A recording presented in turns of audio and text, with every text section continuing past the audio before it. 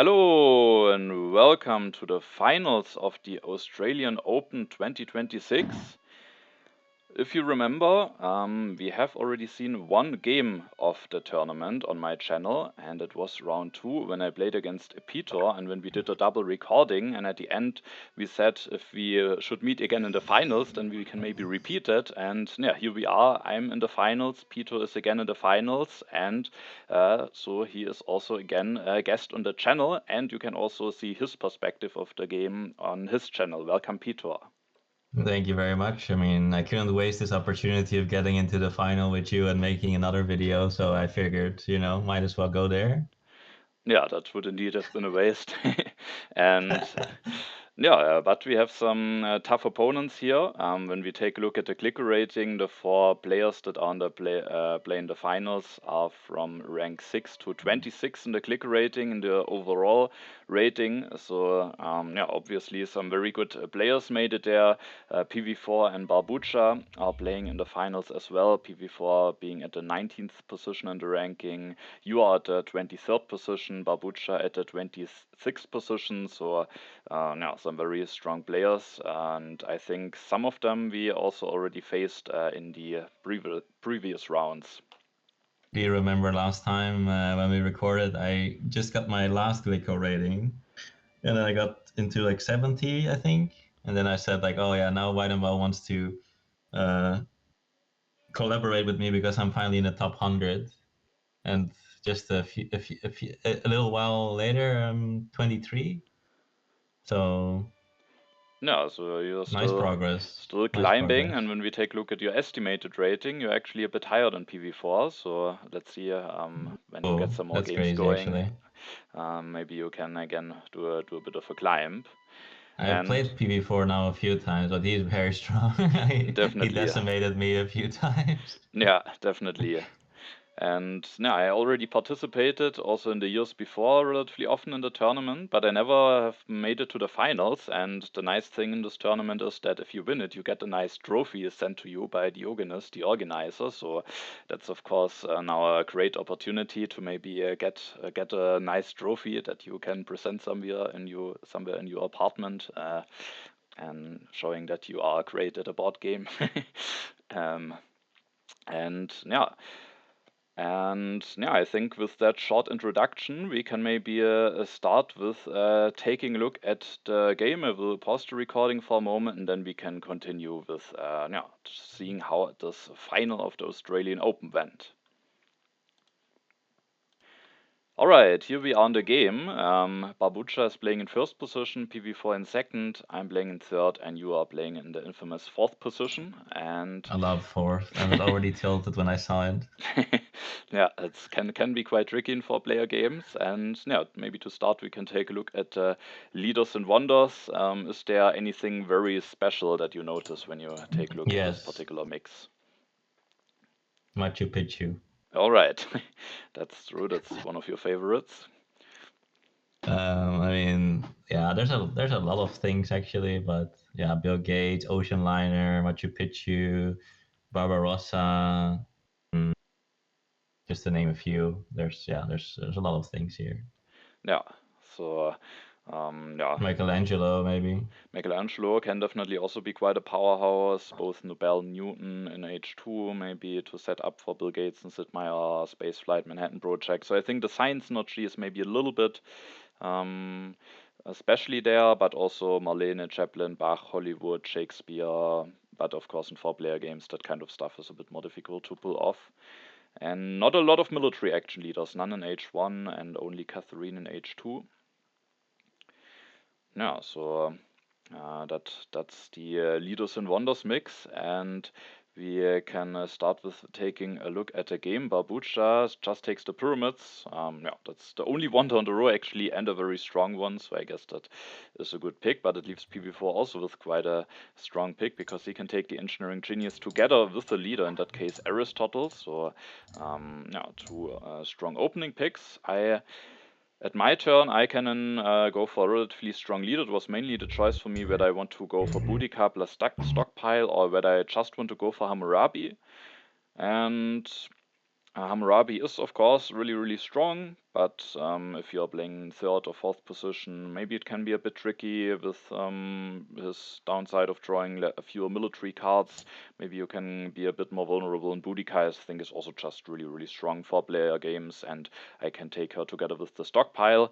And the thing is also there's no wonder on the row yet, and so in case I don't have a wonder to take for one civil action, I can then just play the stockpile immediately at my next turn, and then that just allows me to spend my last civil action somewhat nicely, and in case I want to keep it in hand, maybe, who knows, there could be a case even that the Silk Road is coming. So I took Boudica's stockpile, which also makes it a bit annoying for you, because if you want to take Hammurabi, there's no yellow card left for you on the first row, and I thought maybe that could be a bit annoying for you, and so I No, it went was with. annoying for me. Yeah, no, I already saw I was player 4, and then like I get like I mean I said like I'm getting griefed already. Like I can only take a Hammurabi here. Oh man, I mean I can also take Ashoka plus a yellow when you're like player 4. I like Ashoka, but then I still need to take a wonder, and they're like none in a row.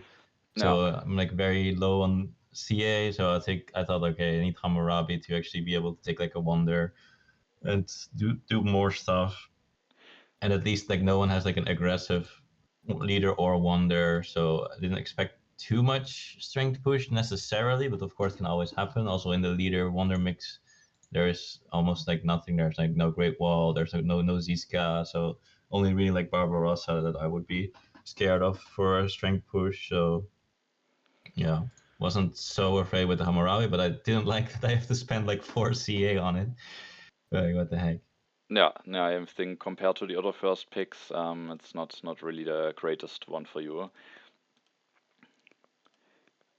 And yeah, barboucha then takes Ashoka, maybe not the greatest in first position, but generally synergizes quite well with the pyramids, so he just goes for a relatively standard turn. PV4 goes for Aristotle, builds the mine, increases population, is not willing to spend 2 civil actions to, for example, take the library, as there are a lot of wonders actually coming down the row.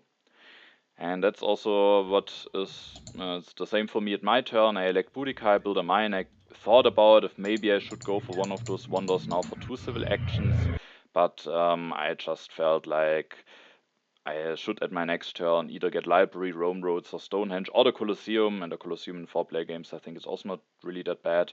So I think I should just get a fine wonder for 1 civil action at my next turn. With that, I just rather increased my population and already played the stockpile to be ready to take one of those wonders at the next turn.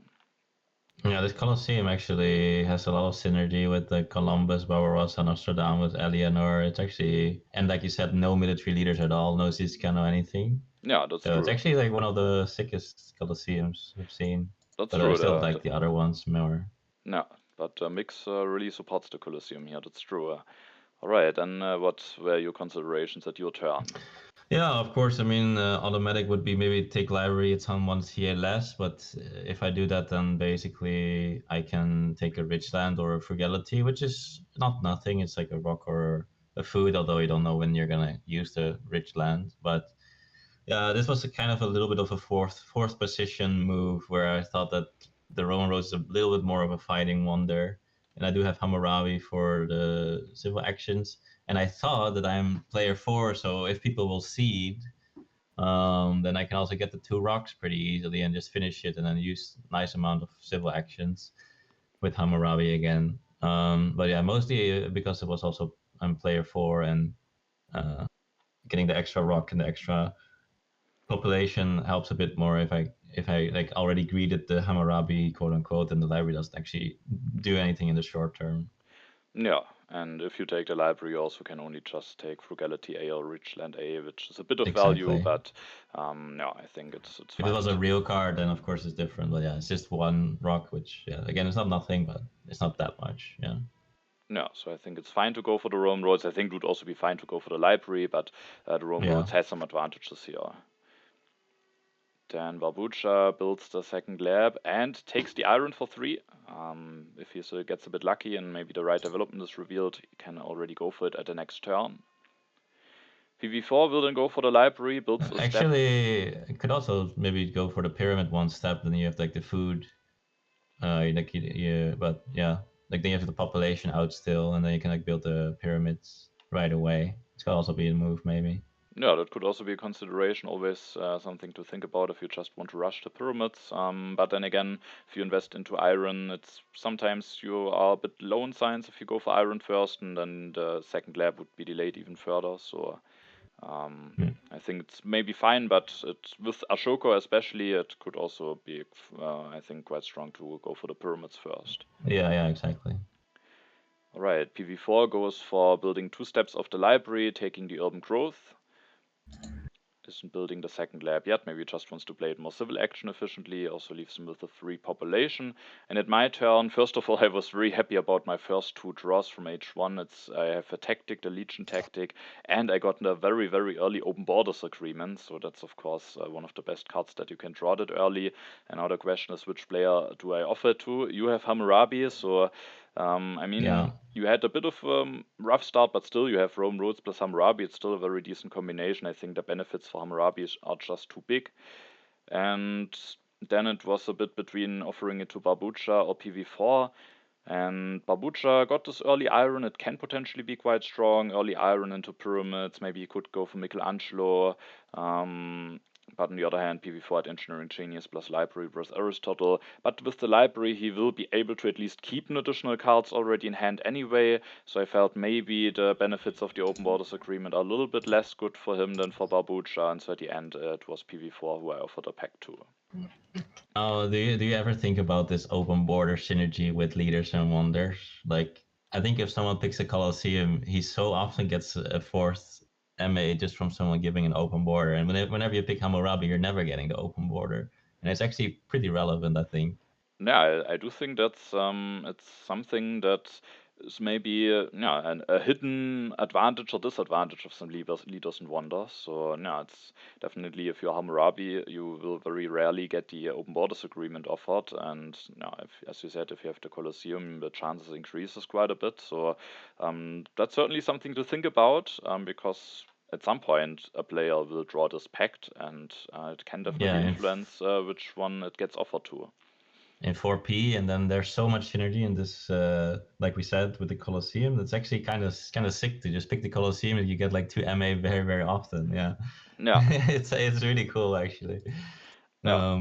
Yeah, this hidden value. No, definitely an interesting to think about that. But now I actually have drawn it and offered it too, so now I don't need to take the Colosseum any longer and Yeah, yeah. rather just went for the Stonehenge. I think it can still be fine to go for the Colosseum, but I think here I then like the Stonehenge a bit more.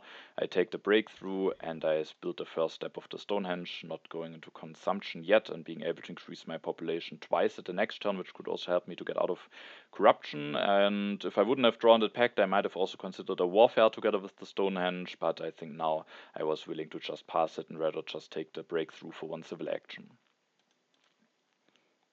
Yeah.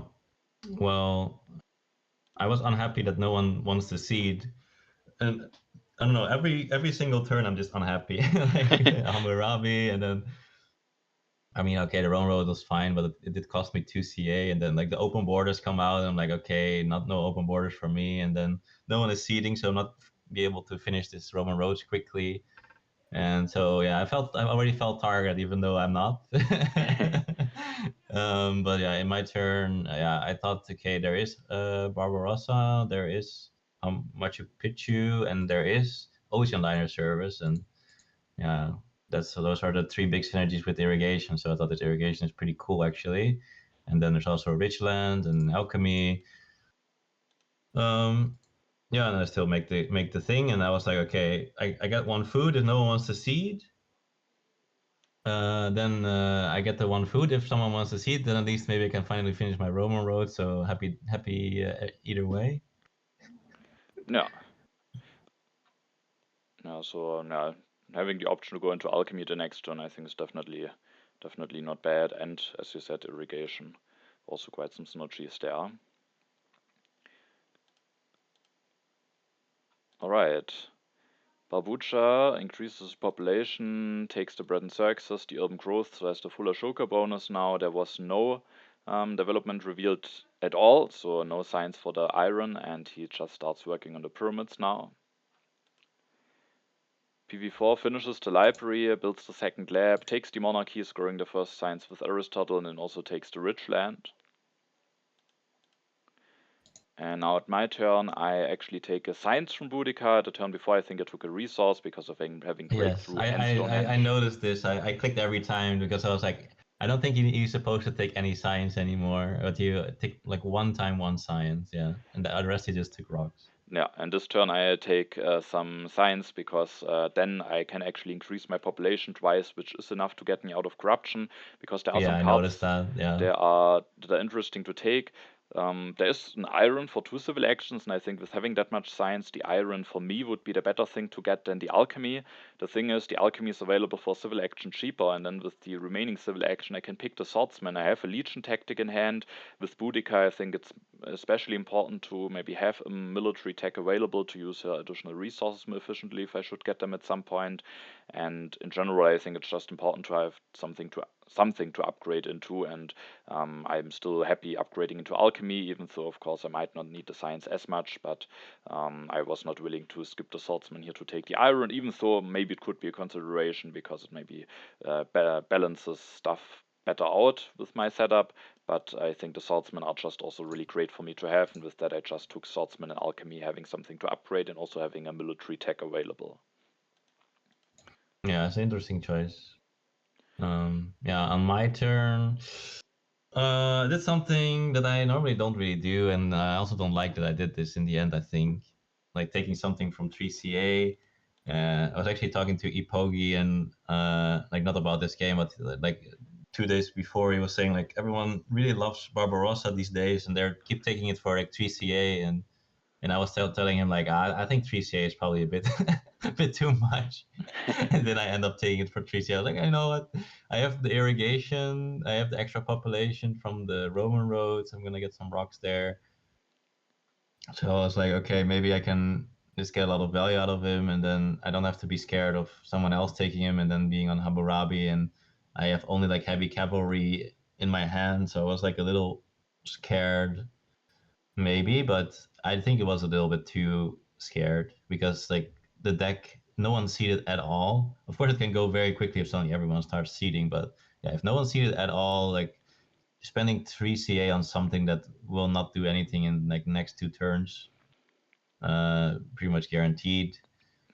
is maybe just not worth it. But even though then, yeah, I mean, Barbarossa, if you just get a few procs out, and I can get a lot of procs out, he's still a great leader, but yeah, there's also yeah, and I was like, I already have alchemy and irrigation, so taking something like iron would be weird. But I think maybe code of laws, of course.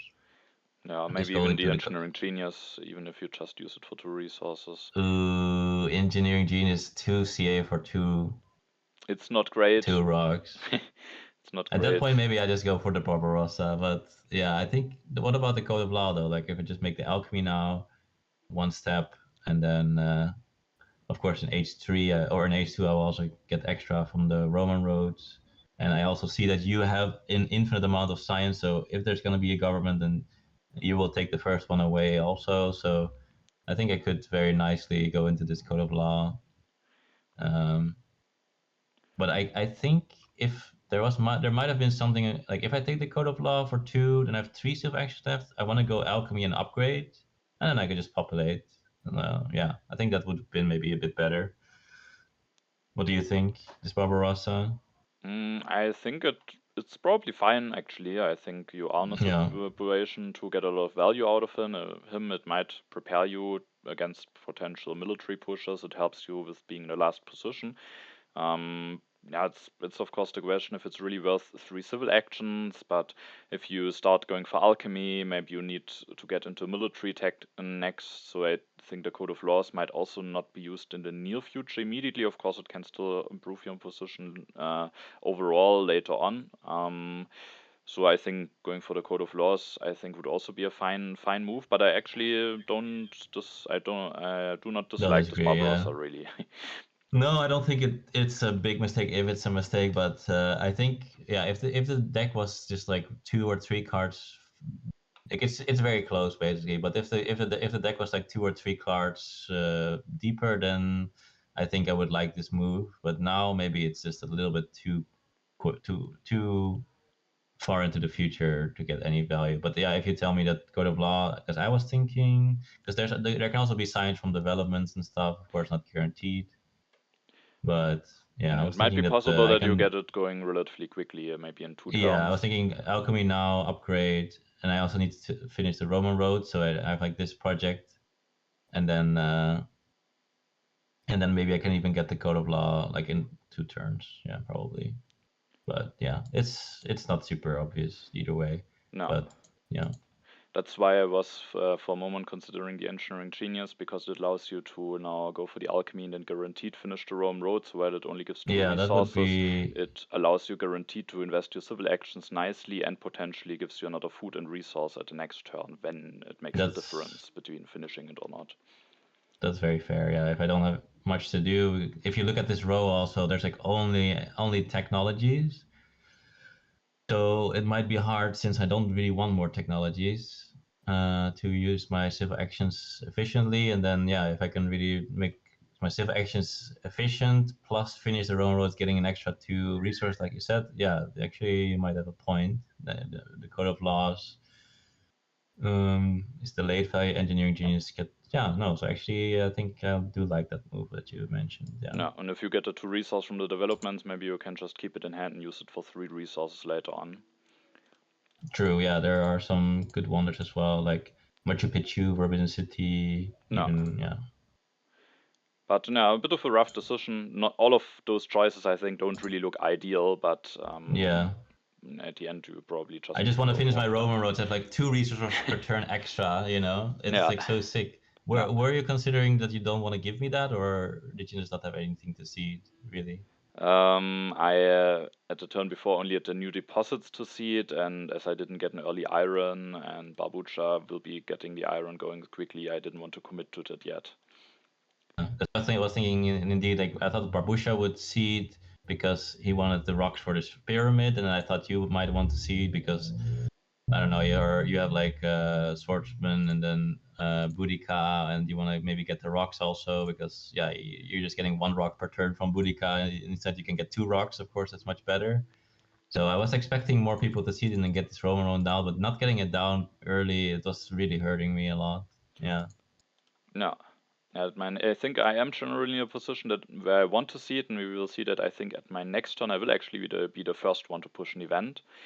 Yeah. But first of all, we are at Barboucha's turn. He will finish the pyramids, takes the alchemy, and thanks to having the urban growth, he can actually go for an upgrade immediately, costing him a food production from Ashoka, but he can use the civil action sufficiently and get some production going, and still has enough science left to also go for the iron at the next turn if he wants to. BV4 then gets the second copy of Iron, also the Code of Laws, so scores some science from Aristotle, decides to go for the Code of Laws first, and then at the next turn he still has enough science left to go for the Iron. Now it's my turn, and this turn I see the Cultural Influence into the deck, probably a relatively neutral event, but as I said, I think with having the Swordsman, the Legion tactic, I am generally in a position where it could be good for me if the event deck moves forward a little bit. The development of science is revealed. I mean, I don't really need the science that much, so I was not too happy about this development. And then it was a bit tricky because I could potentially just go for the 2 alchemy upgrades, for example, here get some science production going, but there's also the masonry. And if at the end I thought I have so much science, normally, of course, it's good to get your production going as quickly as possible. But here I felt like the masonry, even though I already built the first step of the Stonehenge, is still quite some potential, also with Forbidden City and Silk Road coming, and Railroad and Ocean Liner on H2. And then it's maybe just quite strong for me to then save some resources in the alchemy upgrades and just have that technology available also to invest my science from the Stonehenge into something nice. So instead of just going for some alchemy upgrades or something, I was then willing to take the masonry here, delay my upgrades for now, because going for both masonry and alchemy isn't really possible nicely. So I rather just finish the Stonehenge and have now a really big amount of science saved up at the end of my turn. Yes. No, I like that. That you need more rocks, so I think that I also thought that was a good idea. No. So I think the nice for the Barbarossa, and this was another like actually you know Hammurabi and the Roman roads is like the synergy, but Hammurabi actually can't seed because I draw like no cards. I actually can't get myself the rocks. That was like one downside. Like no one wanted to seed, but I also have no events to seed. I have heavy cavalry, plunder, and defense card. So that is a small, I mean, negligible downside, but it is a real downside No, actually. no. And yeah, as you can see, I already have 5 science, but so I just get the knights down already because yeah, just be efficient with the actions, and then maybe make some knights on my next turn. And now I still have the EG anyway, so Yeah, I mean at least I can finish the wonder, and it only cost me 1 CA somehow, so yeah. it worked out. It may find its way back to you. Yeah, And you have the heavy cavalry tactic, so yeah, with Barbarossa you might be able to get 3 knights out, and then you should be relatively well prepared for the strength. yeah, Alright. And then on Barboucha's turn, he seeds and opens the development of religion. I think every player has a free population to take advantage of that. He upgrades the lab, increases population, gets out of corruption like that, and then goes for Nostradamus. And for one develops the iron and takes the patriotism to get the full Ashoka bonus. And yeah, I guess Nostradamus is just a very solid leader. Eleanor maybe also could be considered, but especially if he doesn't have good way to increase his military strength, and at the moment he only has the fighting band tactic, then Nostradamus might just be the safer pick here. And yeah, so that looks relatively efficient. He lets the Silk Road slide down to PV4, which I think will be strong for him. He goes for seeding, opens the development of trade routes, takes the Silk Road, develops the monarchy, so delays the iron by another turn. But thanks to the monarchy, he has now an additional urban building limit, which he will use to build another lab, which again then allows him to go for the iron at the next turn. Is now at 6 civil actions, 4 military actions, is prepared to get into a bunch of iron upgrades at the next turn as the Silk Road to get even some more stuff going. So I felt like when I saw this, I thought, oh, well, PV4 is off to having a good start and should go into H2 with a strong position. yeah. Which is kind of funny because he has no upgrades on his economy, but he just has science, which then upgrades with the code of law and the monarchy, No, no. and that's just good. And no, so And the open borders that someone gave him. that's true. Someone, I don't know who, but someone gave him the open borders, and that's also improving his position here.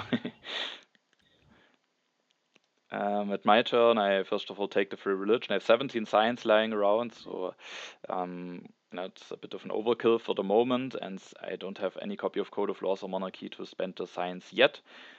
But I decided to go for Saladin here. The leaders that are on the row at the moment are actually are the last leaders left. So if I don't take any leader now, then I get either Columbus or Leonardo at my next turn. PV4 also still needs a leader. Leonardo, of course, would be nice, but on the other hand, I don't need the science from him as much. On the other hand, I might have some technologies to develop with the amount of science that I'm having. But I felt like if I'm stuck on 4 civil actions for longer, that could just be a bit awkward for me. And I get Saladin now; he's very solid and makes it that I have some more civil actions to spend maybe on going for some upgrades, because I have not upgraded that much yet. But I can go for my first upgrades after electing Saladin. I go for 2 alchemy upgrades, and then to get out of corruption, I have to build a warrior. And what did I take with Boudica this turn? Again, a resource, because Yeah. I would, even when I take a science, would not be out of corruption if I don't build a warrior, but I am still out of corruption when I take the resource when building the warrior, and I want to go for the legion tactic anyway, so this turn at the end felt very solid for me. Yeah, yeah. Like I said, I noticed that you took rocks every single turn except for the one turn where you was able to get out of corruption with taking the science, which is pretty rare when taking Boudica. That's true, yeah. But with Stonehenge breakthrough in alchemy, yeah, you just have Yeah, already that much science. definitely. Now I can finally finish the Roman roads. It would actually be like close to the end of the age if I didn't have the EG. I still would not have enough rocks. Yeah, Like somehow, like it's crazy. Um, and yeah, now my Barbarossa I can get in, but I can only make a warrior with the remaining rocks, which I then do. Question mark. Why? Oh, because of corruption. Yeah, because of corruption. Yeah, that's true. No, it just allows you to get this population out without a civil action, then you can still take this warfare at the end. Yeah, I did like the warfare with the Barbarossa, I guess, and we'll get. Yeah, I think that's what I said. Like, I don't really have dips on the first government. Like, you're just gonna take it for 3CA, so not sure when I can get the government, and then the third military action could be nice, maybe. Yeah, But maybe it's a bit optimistic. But I will get 5 science per turn now, so no, I think the warfare looks quite strong for you here. Then you can maybe just wait for an H2 government form, and in case you get a republic, at least you have that third military action. yeah, exactly. Yeah, that's exactly it. And no, and as we remember, there are almost no military action leaders in the game, so warfare maybe also increases a bit in value. Yep. Barboucha this turn starts going for some iron Although, upgrade. sorry to interrupt you, but the funny thing is Robespierre. I think that's also great warfare synergy. That's true. No, because then if you go into Republic, you at least have for the moment four military actions, and then you can replace them without dropping down to two. So, yeah, that's I agree with that. And Babucha this turn goes for some mine upgrades. So I think his position is definitely also not bad. Nostradamus helps him with the strength, and he has already two iron and alchemy going, plus the pyramids. So that's not bad. He increases his population, takes the rich land, and also secures himself a copy of knights. Now it's PV4's turn. He seeds and opens the development of agriculture. He starts going for the iron this turn, can go for one upgrade with the rich land using the Silk Road bonus. Takes the knights with Aristotle, scoring one more science. So Aristotle has got him 4 science, which I guess is not the greatest Aristotle, but still the few amount of science that he got helped him maybe to get Code of Laws, Monarchy, and Iron going a bit quicker. So it might still I'm be. a big Aristotle hater. I already heard it. I think This is very like this. Even if you take Aristotle all the way in H1, he only gives you 4 science. And when you swap him earlier, then usually you only get like 1 or 2 science in like 3 or 4 turns because yeah, the turn you take him, you don't get science. The turn you finish your wonder, you don't get science usually. So you're like 1 or 2 behind, and then yeah, even like now, yeah, of course science is good, but I think yeah, overrated. Just wanted to put it out there to the okay. masses. Yeah, I for a while I actually also didn't like Aristotle that much, basically for the reasons you just stated. But then again, maybe the situation is both you can use it in for or against Aristotle because yeah, he didn't really give that much value just for science, but then again, it might have allowed Code of Laws, Monarchy to an earlier Iron. I just think science generally is just such a valuable resource early on that even if you don't get as much out of it as, for example, if you what you get out of Clio or something, if you go for a resource leader, I still think the science can just be so valuable. But it's tricky because if you have to replace him early, then Aristotle definitely completely sucks. So most of the times, so Yeah, at least we agree on that. Yeah. yeah. But PV4 gets Columbus now. Head has a good amount of draws because of that open borders agreement that someone offered to him, and there's definitely a Mm, chance that he might have a good colony available. Then at my turn, I have a lot of science to spend, and I decided to invest it into the Code of Laws. There's actually also a monarchy on the row, but I thought that I had so much science that I can also just go for an H2 government form. When I go for the Code of Laws, then at least with Saladin, I'm at 6 civil, 3 military actions. I felt like that's fine for now, and then I'm in a position where I can just wait for an H2 government form drop to really get a big boost going instead of committing now to a monarchy, which at some point might feel a bit underwhelming. So I went for the Code of Laws here. I can increase my population twice. And that just gets me out of corruption, which is nice. The last civil action, I thought about the irrigation because there is the ocean liner service in the game. Potentially even the Machu Picchu is still coming down the road, and a copy of Iron is also still in the deck.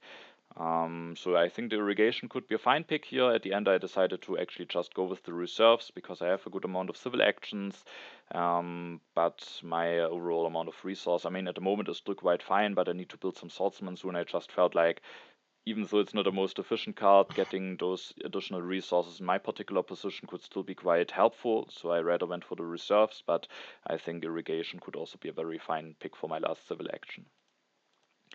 And then I revealed a Legion tactic to have more draws in H2 later on. Yeah, I was actually scared that barboucha can take this irrigation Machu Picchu. I was kind of hoping that you would deny it. That could also be a which reason, was, yes. But of course that's not for you, but it's for me. Like I wanted you to deny it, so it's to help me basically. But what was I gonna say? Oh yeah, I talked about this in one of my videos in the tips for tryhards. That it's a very bad idea to actually go for the same thing that the person in front of you is doing. And I mean, what is Weidenbaum doing? Is double alchemy Stonehenge, and I also have double alchemy and basically Stonehenge. I mean, I have Roma Road, so like we both have like into H2 a lot of science production, or he has leftover science and science production. I have a lot of science production. And so I know that if there's a god of law coming down, you're gonna take it, and then I don't have it. And then I know that if there's like a government coming down in H2, then you're gonna take it, and I can't take it. So I think this is a very good showcase of why it's very bad that you're doing the exact same thing as the person in front of you. No, then some key cards for that kind of strategy definitely can be taken away. So no, that's Key cards, key leaders, even. Yeah, everything basically. Yeah. Also, like the first call, for example, right? true. Yeah. Because we both have the alchemy now. You want the first call, and etc. etc. I did a video on this. I think this reminded me of that video. I was like, yeah, this is exactly the problem. And well, don't do this, guys, because yeah, you can see this is why I'm getting a bad position. Not actually because my government or my civilization is so bad, but it's because I will get denied a lot just because Weidenbaum is doing the same thing. And yeah, I just make some knights here. Now, for some reason, can't make a third knight, and I have two warriors. Uh, yeah, that was just yeah, what it. Yeah, it's a bit awkward. I'm gonna say like next turn, I have two food, and then I can't make another one anyway, right? Unless there's some development revealed, I guess. And so I really wanted to make another knight, but can't. And there's also like some happy face issues, so it was like getting a bit awkward here for me. And now, what did I end up doing? Oh yeah, I remember. Let's see. Yeah, it's just some irrigation, I guess. Oh yeah, I make irrigation to actually be able to make the knight, but then again, it's an unhappy worker that I have, so I have to like then disband the warrior, which I mean, it's not the worst thing if you made the warrior with Barbarossa, you don't actually lose any resources, right? Like you spend a food and a rock instead of two food, or in this case, probably was like two food and a rock instead of three food, and they use two MA instead of a CA, so it's like kind of similar. So it's not a huge deal, but yeah, it's not the best either, I think. But we will see that it will get even more annoying than this. Yeah, but I think it's a good that you set yourself up to go for the third knight here with the Barbarossa activation. Yeah. Then barboucha pushes and opens the development of craft, so the resources that you wanted to see earlier are now revealed a bit later. And he will go for the monarchy. The third military action is quite helpful for Nostradamus, and with the pyramids, if he maybe gets justice system or something, can maybe stay in that monarchy for quite a while. He then also takes the cultural heritage and develops the bread and circuses, copies the heavy cavalry tactic interestingly, so maybe he hasn't drawn anything himself and just wants to be able to build 3 knights soon, which then of course could be quite strong. Oh, I know I mentioned in the chat that I really thought that he should just take this irrigation Machu Picchu. Like it's the end of H1. There's already one monarchy down, so I mean, okay, me and you can still take the other government, so it could be delayed. And of course, the third MA is nice, but I mean, maybe there's also at least like a strategy. But I think if he takes irrigation Machu Picchu now, he has like so many rocks then that he can just finish it next turn or something, or like very quickly, and then you basically have the selective breeding right away. So instead of getting one civil action and one military action, you can just fix your whole food and resources production. I don't know. That seemed very strong to me. Yeah, and don't know if maybe even both would be possible, maybe at the cost of corruption or something, going for monarchy, because I do think the monarchy is quite Oh strong yeah, for yeah. him. Maybe you can Oh yeah, even, actually, everything, and then just get corruption. I like that a lot, actually. Yeah, because the monarchy is strong. I agree, and I think Machu Picchu is also very, very strong here. So I think, yeah, that's what I would have done if I would have seen that. Yeah. yeah, and did he take the bread and circus? No, he only developed them, because what I also was thinking is that if you go for monarchy, the Forbidden City also could be a very interesting option. To go up to 7 civil actions, and then you don't need to Yeah, develop and yeah, build the bread yeah. and circuses. So I was also thinking that maybe going for one of those wonders could be quite strong. Of course, there's always a chance in such kind of situations that you get rewarded by an early ocean liner service, early railroad. So blocking yourself even for a short amount of time, if you are entering early H2 with iron mines, can be punished. But on the other hand, both of those wonders I think would give some benefits. So Yeah, and if you go with Machu Picchu, then the ocean liner is not super important because you actually just have a selective breeding at the start of H2, right? And yeah, like it's still probably good because you have so many resources as well, but it's just so cheap and ocean liner is just OP. But yeah, it wouldn't be that big of a deal. But yeah, with Forbidden City would be a bit nicer to have the ocean liner because then you don't have selective breeding. yeah. Yeah. So that could have been interesting. I was eyeing that situation because I felt like the Forbidden City with my masonry could still be interesting, because while I have only bronze mines, I have now a bunch of resources saved up and might need to spend them somehow. And yeah, then we are at PV4's turn, and I think his position is improving here. He has had Columbus and got a vast territory with him, and he also gets a very early replacement leader, which for now I guess is not doing that much, because he goes for Newton, saving a civil action when developing those knights, and thanks to the additional yellows from the territory, he can also build 3 knights, going up to 11 strength, taking the strength lead for now.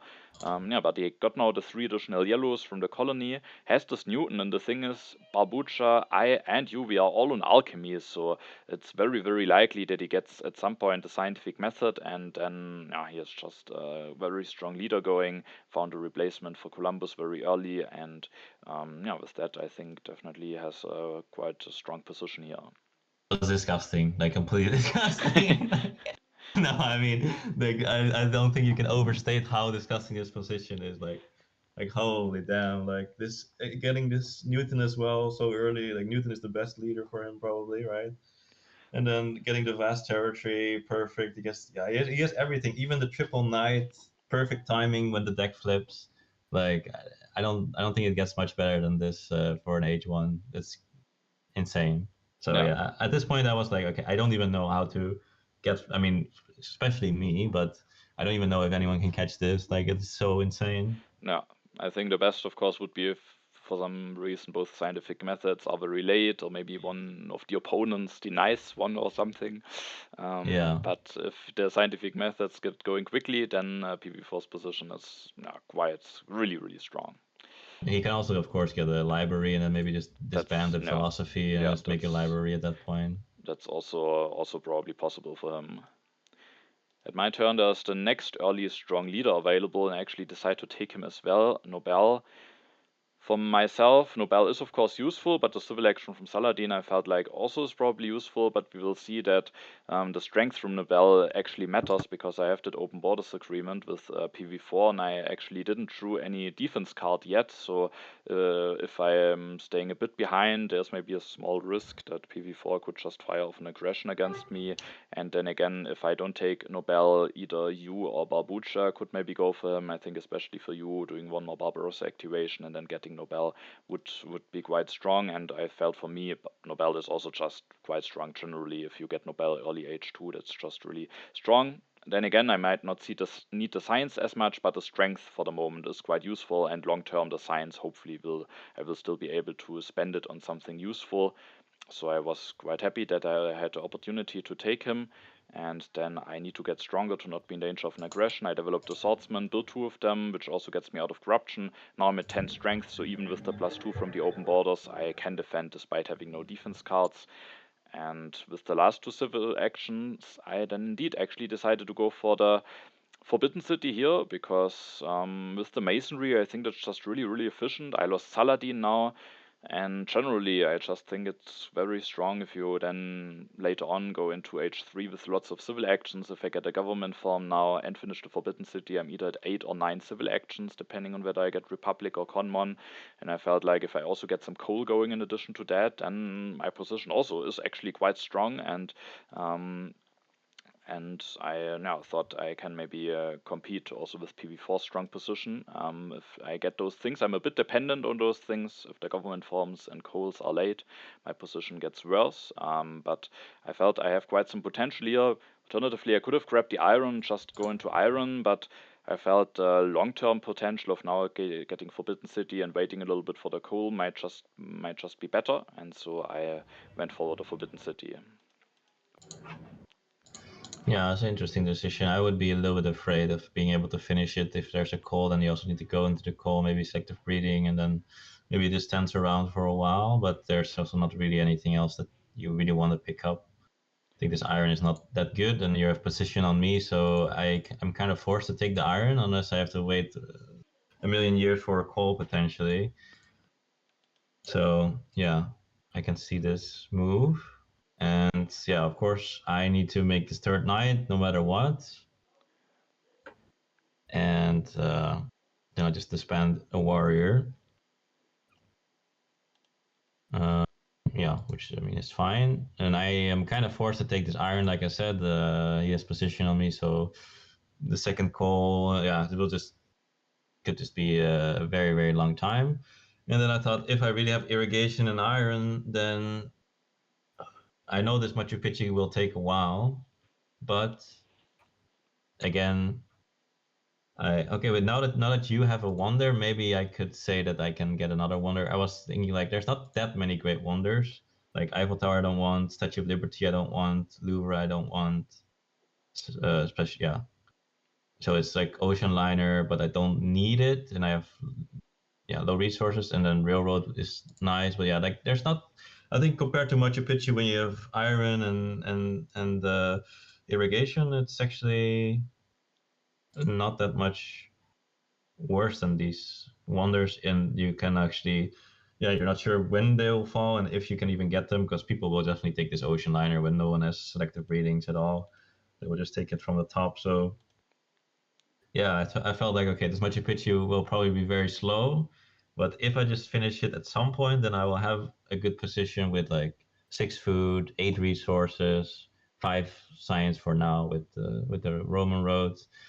So, and it was a pretty straightforward plan. Like, yeah. And if I don't do that, then I just have like some H1 production, and it's just not gonna cut it. I felt like so that's why I took this line with the Machu Picchu. Yeah, I think it's understandable. I'm not sure if I would do it. I'm also maybe a bit lower on the Machu Picchu as you are, but you are right that it might be better for you than some of the H2 wonders, especially Eiffel Tower, Louvre statue. You don't really need. Ocean Line and Railroad might be contested, maybe because you maybe in compared to the position now of Barboucha PV4 and me, maybe you start feeling a bit behind here. Maybe you can take some risks, hoping that you Yeah. get Ocean Liner service or Railroad, Uh, which I think would maybe be better than a Machu Picchu. But then again, you don't know if you get them or yeah, not. and I also have only 4 CA. Yeah, That was the other thing. yeah. So it's But it's it's a yeah, tough choice.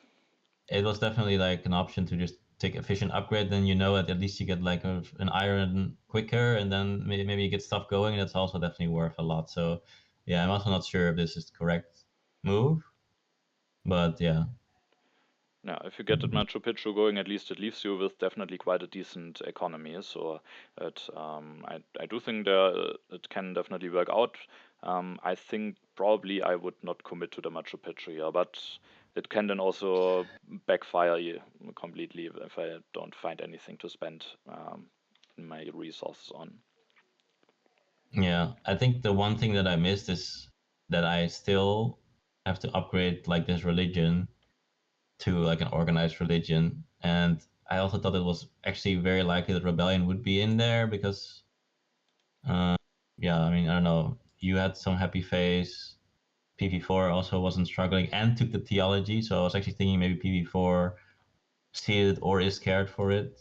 No. And then barboucha also already put down the bread and circuses. So I was like, okay, people are kind of playing around rebellion, maybe also just scared as me. But yeah, we got the whole deck that got pushed around, through, right? And no one seeded until the end. So people were just like picking what they want to seed. And none of it should be really strength related because I took like Barbarossa early, and it was not very obvious that people would get strong. So I was thinking like non-strength event that people have around is definitely be rebellion. No. So yeah, then I'm kind of forced to upgrade this organized religion. If I do rebellion myself, then I can actually just like upgrade some irons, and then actually it's playable. But because this organized religion will cost me like 4 rocks, that just sets me back so much that I think if that wasn't the case, then I think this is completely fine. But now that slows me down so much that I probably should just take the efficient upgrade and then actually get something going instead of delaying it even longer. No. No. Rebellion would definitely probably game over for you. Yeah. So Yeah. yeah, so that would be quite rough. And it's true, Barboucha has an unhappy face, but he has already developed bread and circuses, so it definitely looks like it could be a potential event in there. So yeah, then Barboucha seeds, so the event deck flips now. Development of Civil Life is revealed, which just allows him to increase his population. So I think for him quite a useful development.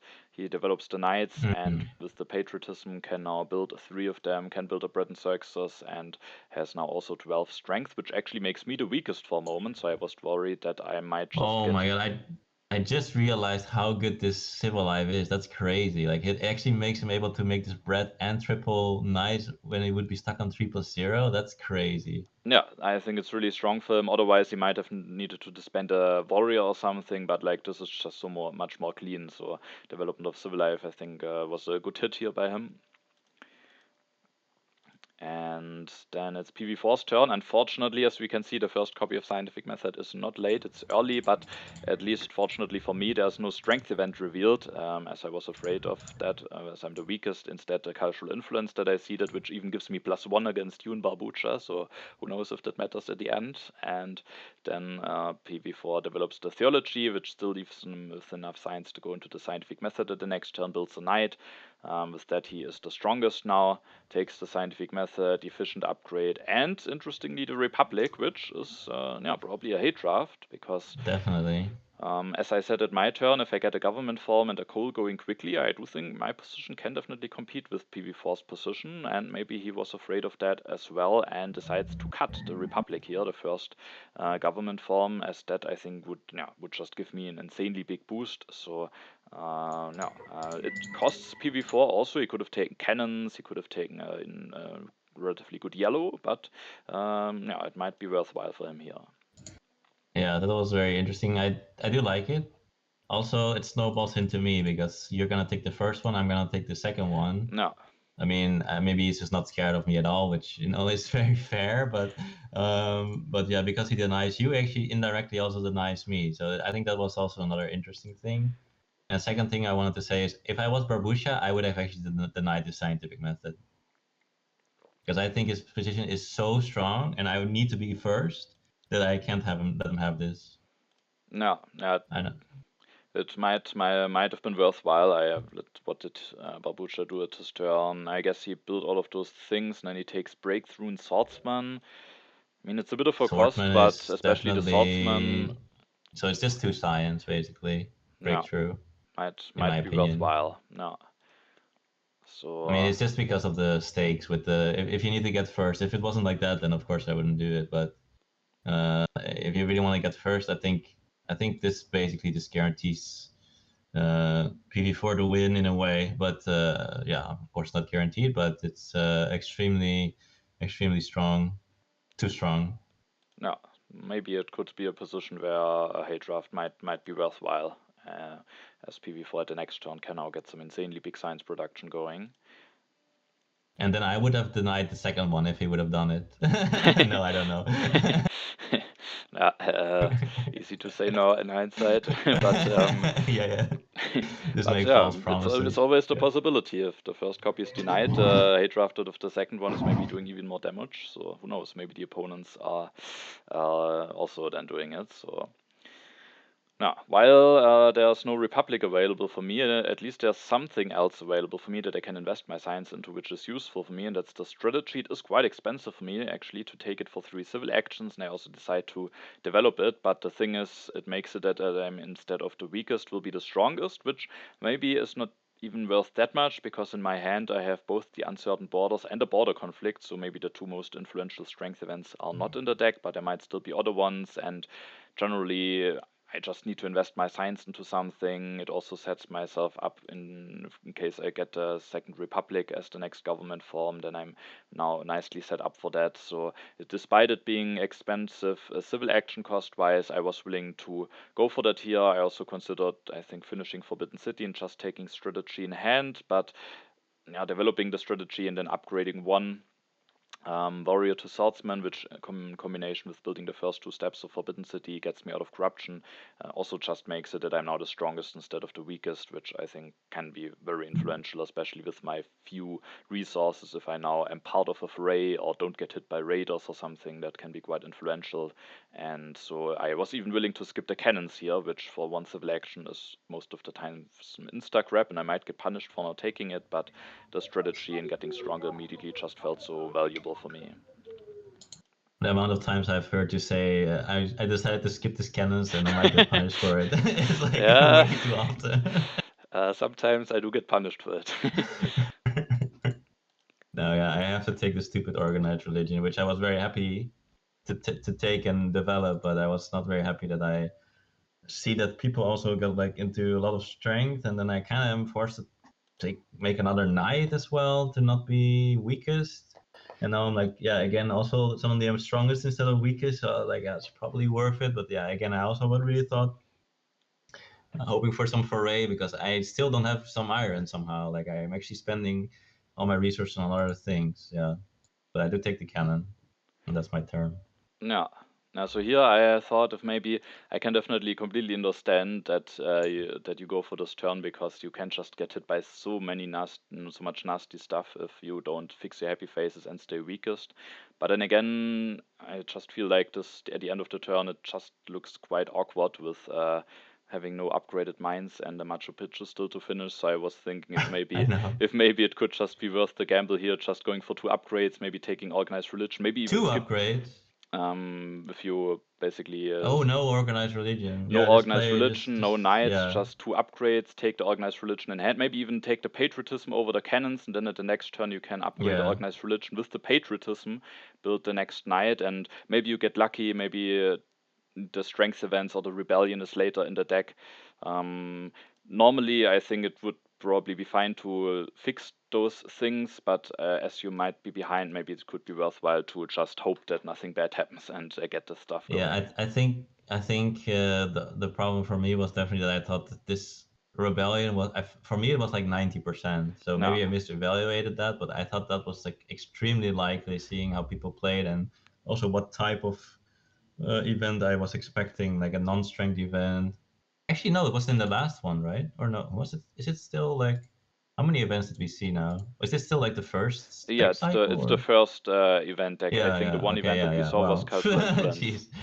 Yeah, okay, yeah, no, so yeah, exactly, yeah. So yeah, no, I just thought that Rebellion is just so incredibly likely, yeah, that I went for this. But No, as I said, I think I it's mean, making a knight without a Barbarossa proc also. But yeah, yeah, it's just difficult. Yeah, it's difficult. I mean, I agree with you. This looks completely awful. But yeah, no, I don't know. And I might just like PV4 just upgrades his strength somehow. Does he?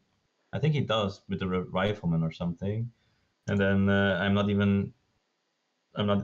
weakest again, and then I'm like in the same position. It's just okay. Maybe I dodged like 1 or 2 seeds. So yeah, it is a little bit of but yeah, this I mean the rebellion thing, you know. Oh my god. no. I think it's very fair from you that you suspected it being a deck. I think it looks very likely. But maybe you can take the risk of fixing your happy faces, delaying it by one turn, getting the One upgrades going turn. now, getting the patriotism, and then you can maybe fix it at the next turn. That's maybe what my suggestion would Yeah. be, because No, when I definitely understand where you're coming from. The other problem is, of course, if I don't make my knight, then people will also seed everything, and then I yeah, really get hit by like yeah, three things, which it can includes completely rebellion. backfire. So if you go for my suggestion and then the wrong events come out, the game might be over. But when I take a look at your position, when I saw this, The I game thought, might well, already be over. Yeah. maybe the game could also be over just like this as well. So maybe you I have to play was for the out where the game isn't over. I don't know. Yeah, no, it's true. Yeah, I get what you're saying for sure, and it's also something I would definitely consider. I think it was, yeah, the rebellion thing was for me, but yeah, maybe, yeah, I don't know. It's difficult, but That's yeah, no. I agree with the sentiment for sure. But I mean, at least now that your civilization looks like that, you are getting some pacts offered. Barboucha offers the international trade Yeah, agreement to okay. you, so there might have been some additional value for you in the turn. So maybe he would have offered it to you anyway, but yeah, like this, he offers you some additional food, which might be helpful for Barbarossa. And he actually switches to Maria Theresa, or doesn't switch to her yet, but takes her in hand, takes the selective breeding, the patriotism, and develops the selective breeding, which for me was kind of looking like an indicator that Dark Ages might be coming. He's just now very perfectly at 4 science, developed it without upgrading. So that was what I was afraid now, because I still have a lot of science saved up, but there is actually a second government form coming down the road. I was very interested to see if PV4 again is willing to go for a denial here. And then there are the Raiders revealed, which is quite unfortunate for you because of Nostradamus and being in tiebreakers behind me. You now get hit by that despite your investments, and in this position, I think the Raiders is just so bad for you. It will get even worse with, Yeah. but even now with your few income, it's just such an annoying event. So now and that's unfortunate because you did some investments to get stronger, but now you get punished anyway. So that's quite unfortunate. The worst event. Yeah. And now PV4 goes up to 8 science income with upgrading to scientific method, upgrades the last mine, takes the rifleman, the urban growth. And he doesn't take the Conmon, so I was quite happy to see that. And there would have been the Republic next, so I mean, you could have followed up maybe, but there's just a big chance that it could also just backfire. And I have the strategy now, so I'm nicely prepared for Republic if it shows up. So he decides to not go for the hate draft again. And I could have gone for Republic, but of course Common is available for cheaper. I push something into the deck. That was a bit controversial from my side, and it also reveals the reds, which is quite annoying for you. You lose only 2 food, but that food normally would maybe be planned to lose for by the Raiders, but now it's lost by the Yeah, then I Reds. can finally upgrade my iron, which I developed like 4 turns ago. And now it's starting to get really ugly for you because you are at 3+3 and now you have to lose the resources to the Raiders, so that's now really, really annoying. And yeah, the event that I have seeded is maybe a bit questionable, but I was the strongest at my turn and I kind of wanted to push. I have some strength events. I could have also seeded border conflict or uncertain borders, but I just felt like that in the next few turns I just want to fully concentrate on getting my economy going and ideally coal and stuff and finishing the Forbidden City. And I don't want to be distracted having to do some awkward stuff to get stronger, so I didn't want to push the strength events. Maybe I could have just already committed. No, I guess not. At this point, you are still quite a bit behind me. I have the terrorism in hand, which I will push later on, but at the moment, it looks like you would just be the one with the lowest culture. And then I have international agreement, economic progress, which not looking that great. So I see that the new deposits. Maybe I could have gone for economic progress, as that might be revealed a bit No, later. you were the one that seeded that. Oh Yeah, my god. that I was hoping that there are still 2 copies of coal. All of my opponents have committed to iron mine. I was hoping that maybe I have a good chance getting into coal at the next turn. And then, even if I get only 5 resources, I just felt like it gives my position just such a big boost. Maybe I can go then for the railroad or something, that I was at the end willing to push because I wanted to push because I'm the strongest. I could also say I maybe don't want to push because there could be Dark Ages, and that could be quite bad to see. True. So it Yeah, was wait, you're maybe. pushing when you're going into the Conmon when there's Dark Ages? I With some that's garbage new deposits? Like, what is going on? It's true. It might be a bit questionable, and I have already the most influential strengthman's man. So yeah, maybe I should have just not pushed here. I guess with a 25% chance that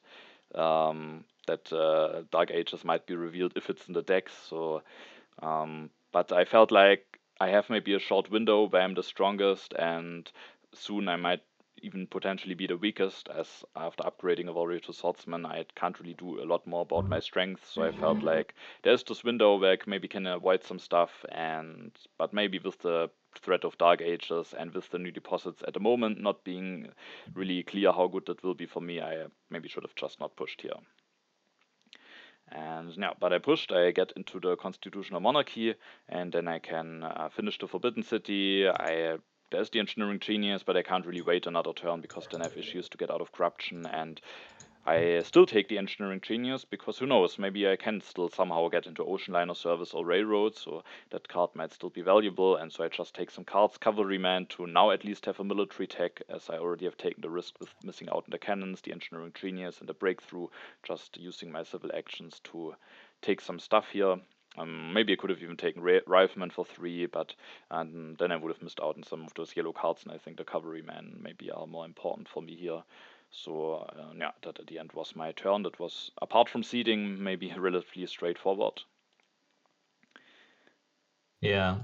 I mean, I was like, I didn't see any chance that I would ever get this EG, but this was like my last pray to the gods Yeah, to give me this EG. yeah. The rule for you, that would be such a big help. Because I mean, of course, I did see that you have like some masonry, and you kind of wanted to finish this anyway. But yeah, there was like you have too many civil actions, and Yeah, no. yeah, I mean, looking at our civs, yeah, I'm on 4-3 right now. Yeah, my civilization is looking amazing. So I was thinking, should I resign? Honestly, I mean, I was like, yeah, I can just play it out a little bit more. If I can finish this Machu Picchu maybe in time, then who knows? I can maybe play something. At least can get the Republic next turn. And yeah, who knows? But yeah, I was. It's obviously this is about as bad as this might be the worst position I've ever been in H2 Yeah, or in a 4-player game. yeah, definitely looks very ugly now with the 2 resources lost from the raiders also. Yeah, the resource from the rage, but with the rats in conjunction. Yeah, Yeah, no, if you hadn't seeded that stupid new deposit, then I would not have this nonsense. yeah, Yeah. that turned out to be a crucial decision, my seeding choice here. Okay. All right, and yeah, at least one somewhat nice event is open for you now. Which one? The immigration. Or you put Ah, something yes. into the deck at your turn. Ah, yes. The first thing finally, and I also don't get a good leader. So I mean, like I don't like Katarina. I already have 3 MA, but there's only like Bach and Shakespeare left somehow. No, Um, So I mean, everything is just going wrong. Like there's actually like nothing going right except for what happened that was good for me. Oh, the immigration. Yeah, no. for sure. But I mean, Yeah, the very happy. population doesn't really do anything for some time now. But at some point, it might be useful. Yeah. No, I've actually put in the iconoclasm because I was like, okay, well, everyone got something good. I only have Catherine, and actually Catherine is sort of good for me because I can actually get now the yellow token, and then iconoclasm can come out, and then it's actually a good transitional leader like that. Yeah, that's true. So the iconoclasm was a very nice seed here. Yeah. Hmm. That's it. Yeah. So, and now you, Catherine Republic, so at least you can maybe finally get some civil actions going. But no, looks definitely still quite rough. But you have the hussars at the end of your turn. Yeah, so that is nice. And it was actually a bit annoying for me. We will see at my next turn that this potential loss of yellow token, I had the potential to make quite a difference for me. Barboucha seeds and opens a colony, the strategic territory, which he is also able to win. I still haven't drawn any defense cards, so I can't really bid a lot on this one. Barboucha goes for Maria Theresa this turn. I thought maybe we'll just go for the Ocean Liner service here with Maria, but he decides to just go for the selective breeding and takes the cannons, as well as the navigation, the revolutionary idea. So he gets some nice stuff. On the other hand, Ocean Liner service is just so insanely strong, especially with Maria, so I might have just gone for that here. PV4 seeds and opens the Dark Ages, so those were indeed in there, and I could have gotten hit by it quite a bit more harshly, and like this it's actually somewhat fine for me. It's still a bit bad because I'm now just one sign short of getting into coal at the next turn, and there are those new deposits coming that I put into the deck, and so it still is a bit annoying. Another reason why I maybe shouldn't have seeded those new deposits, because even when the Dark Ages are revealed after my turn, it still causes problems with those new deposits coming, so I do think that was a mistake from me. But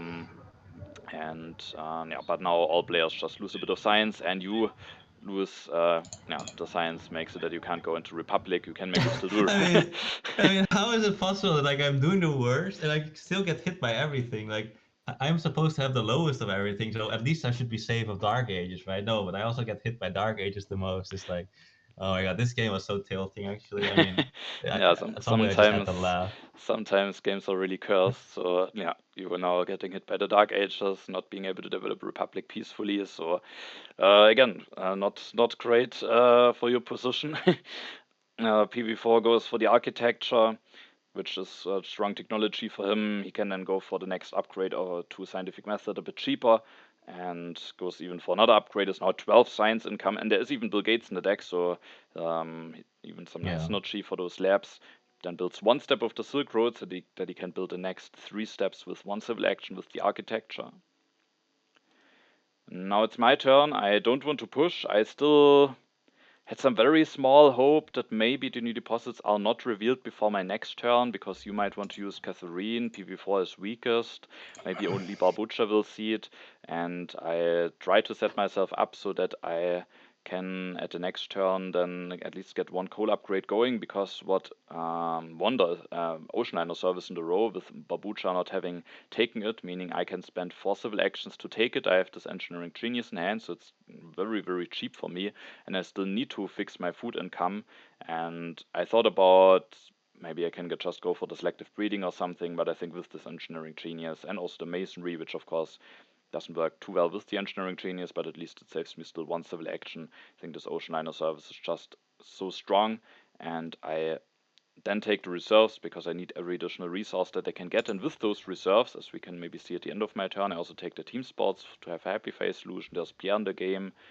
I then play my reserves 1, as I might potentially lose them before my next turn. There's a chance that the age might end, and then I build 2 stages of the Ocean Liner service. And now with the reserves, I can at my next turn finish the Ocean Liner service basically only for 1 real resource, as I have the Engineering Genius.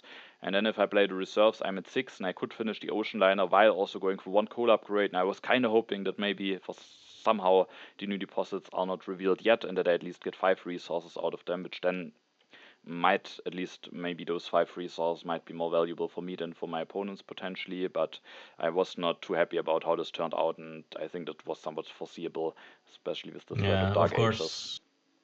of course. Also the fact that it's an H1 event, when No, people are seeding H2, it's gonna come out very, very quickly. So it was very dangerous. no. I was just hoping that I get coal out at the next turn, but I think I just missed that if the Dark Ages are revealed after my turn, I can't get them out, and then stuff starts to get awkward.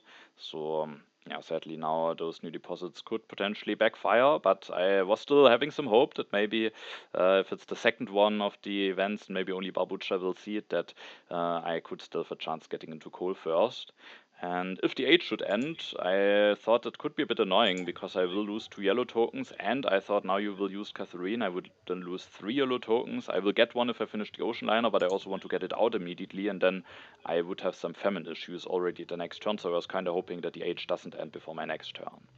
Which I Uh, guess, with you not being able to develop the Republic, is at least it's maybe more likely that actually there will be another turn in H2. And I also get a good draw because I draw the defensive army tactic, which is of course the perfect tactic for me. But I have skipped those cannons, so now I was The really hoping cannons. that I somehow still get the last copy of cannons and don't get punished for my greediness earlier on. I see. Let's see. Because wait, blue and yellow has. Oh, I have the cannons. Yeah, that's right. Yeah, I took that cannons a bit greedily with the patriotism. Yeah, I remember that. I also saw the patriotism there. I was like, yeah, maybe I need to take the patriotism, but then what am I gonna spend it on if I don't have?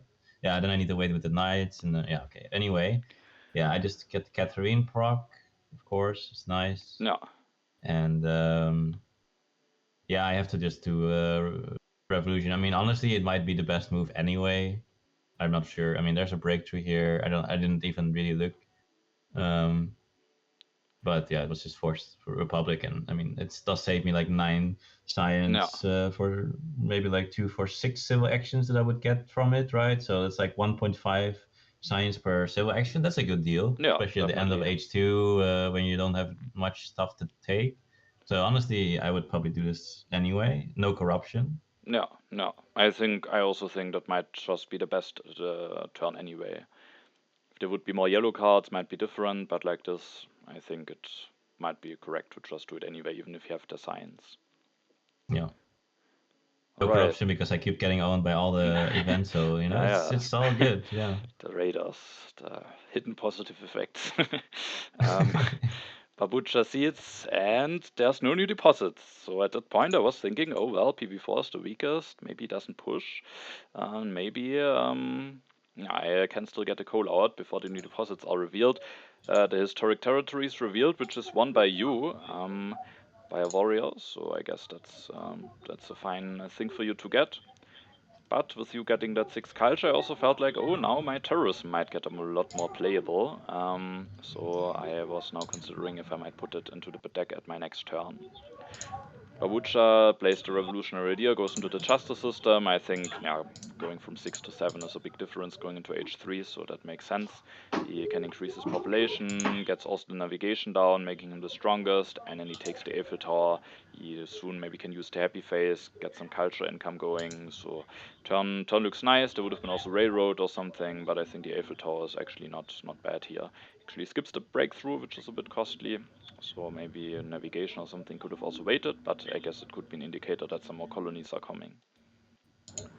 Then PV4 sadly seeds, and now the new deposits are revealed, which, yeah, I definitely was not happy how those turned out. If I at least would have gotten 5 Me resources. neither, my friend. Me neither. Yeah. So if I at least would have gotten 5 resources out of it, I think I already would have been fine with it, as I maybe can use those even more with having taken a while until I can get my upgrades up. But now it's just a lot more value for the opponents, and PV4 can now finish the Silk Road while still being able to go for 2 selective breeding upgrades. So getting his food production going, finishing the Silk Road, also develops the Rifleman already. Interestingly, wouldn't need to do it, but maybe is already afraid of a potential iconoclasm, which, yeah, at the end is actually in the deck. So maybe a good move by him already developing those. Could also, of course, be an indicator towards an arms industry coming. Then it's my turn. I'm the weakest. I think it will actually also remain the weakest, so maybe I could have pushed here anyway, but I felt it might still be a bit close with the terrorism. It might also take a while. There's actually, for some reason, PV4 seeded a very late H1 event, so it will be interesting to see what event that will be. So the terrorism might really take quite a while, and I'm the weakest, and with that I decided to not commit to it yet. Maybe I could just do it, but I decided to wait with that, and then at my turn I finish the ocean liner service using the engineering genius, and then I can get into coal. Using the breakthrough, I get the cannons. I was extremely relieved and happy to see those, because now with the defensive army tactic at least I should be somewhat safe from the military. And then I also take the urban growth, which means that the age ends before your turn, so no chance for you to get a Machu Picchu down. Just perfect. It's such a tragic story, like actually doing so badly and having a Machu Picchu, you know, like yeah, people are gonna use this for years to come against me. All my haters, Yeah, all of them. yeah. Now I That's was now gonna we ask you, finally see what do what the you Machu think Picchu that? is doing. Yeah, yeah, no, yeah, yeah. This reminds me of your Taj Mahal. I mean, not really like the Taj Mahal, so it's all good. But what do you think that the H1 seed is from PV4? I mean, scientific breakthrough, of course, would be insane. I think we haven't seen that one yet. Yeah, the So that question is, shouldn't he have done that earlier? I think. that's true. He maybe could have already pushed that earlier. So it's indeed an interesting choice.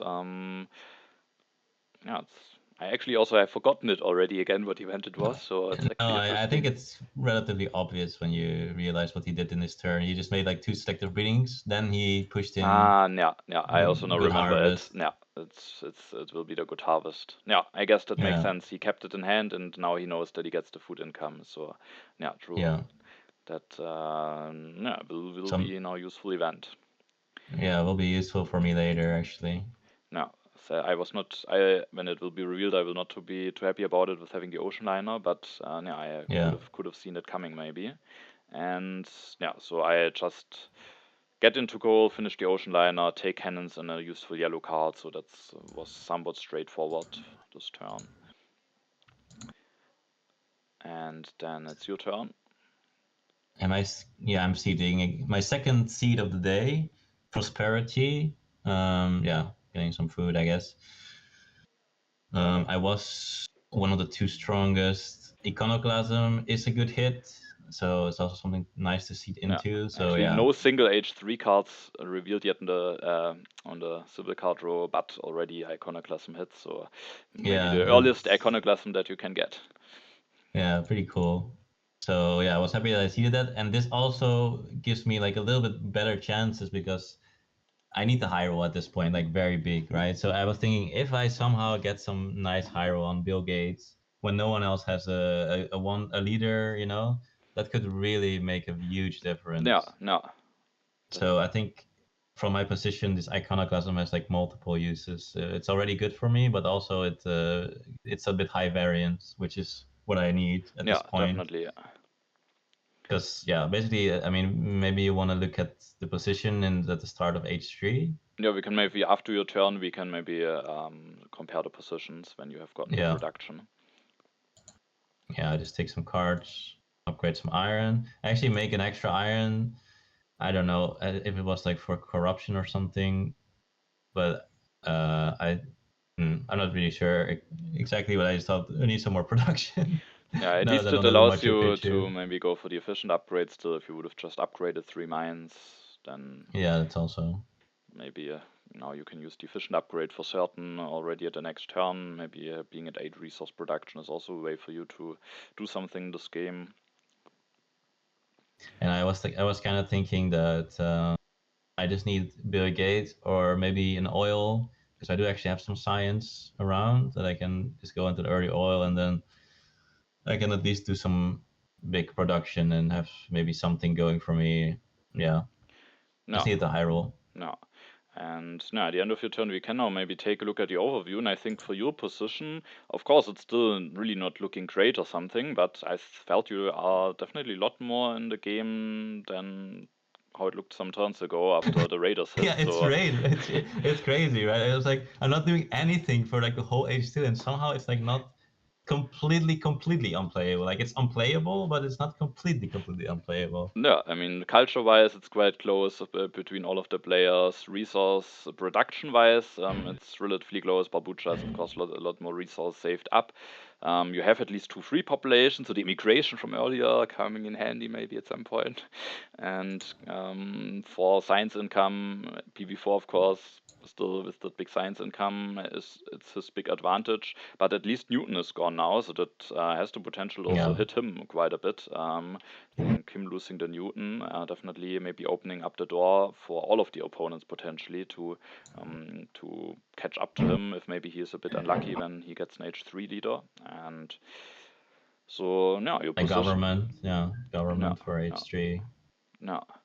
And my position, I at this point was not too happy about. I was after I got Nobel and also after I got the Conmon, I felt like okay, maybe I can actually build up something strong, and it's still not bad. I have the most civil actions, I have the ocean liner, but maybe it just went a little bit too slowly. So yeah, maybe Yeah.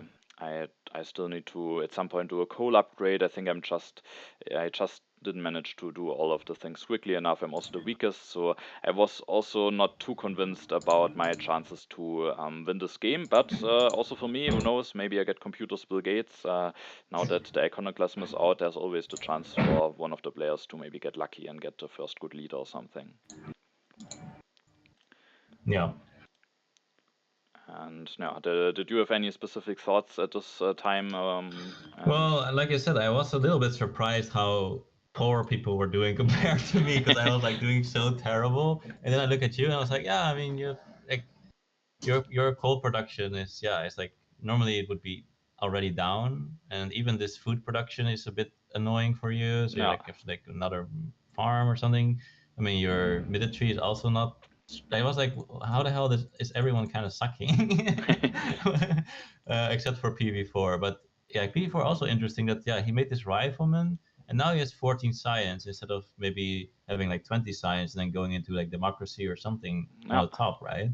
That's true. That That's removes the possibility from him. It saves him now a civil action. Newton is gone, so Yeah, but that is like why. I mean, I'm the only one that would see that. I think like no. I mean, yeah, okay. You people could see it. I think you could see it with Nobel, but it's not that great of a seed for you because you can still use the science. And barboucha also has a good leader. So yeah, it wasn't very obvious to me that this iconoclasm should be in there. So I don't know if that was so great, but yeah, of course, he still has the science. If he gets Bill Gates, he just kind of insta wins, I think. But yeah, it is a little bit closer, and yeah, the everyone losing their leader definitely mixes things up that different people can high roll. But I definitely still think that BB4 should be able to get into H3 government relatively quickly. He has just a lot of high rolls. Like he can get oil, he can get Bill Gates, he can get the government. There's like so many things that he kind of just has such a strong position right away, and he already has a lot of science, which is just very no, strong military no. theory. I mean, so I definitely thought that PV4 was just kind of still running away with the game unless something very good happens to us. No, and no, maybe if all of the high roles are not there, no Bill Gates, no oil, no government, then maybe with the six civil actions, stuff could maybe get a bit awkward for him. So, Yeah. but yeah, as you said, he has many chances for good things to happen to him, which is generally a way how you want to set yourself up. So, that's still looking good for him.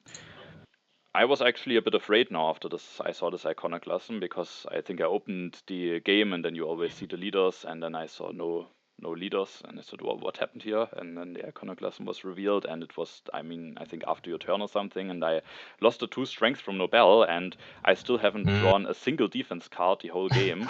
So I was really afraid that barboucha might just try a YOLO aggression against me. that's crazy. There's no way, right? Yeah. I mean, there is a way, but like, I mean, you can always be scared, but it's very unlikely. It would be kind of nasty though. Yeah, I didn't really think it would happen, but I felt just a tiny bit uncomfortable because of that. And but Babucha, as I was hoping, does not play an aggression. He does not have has only three military actions, so that would come at a cost, and he has to expect that I have a defense card. So he sees popularization of science is revealed, which gives PV4 by far the most culture.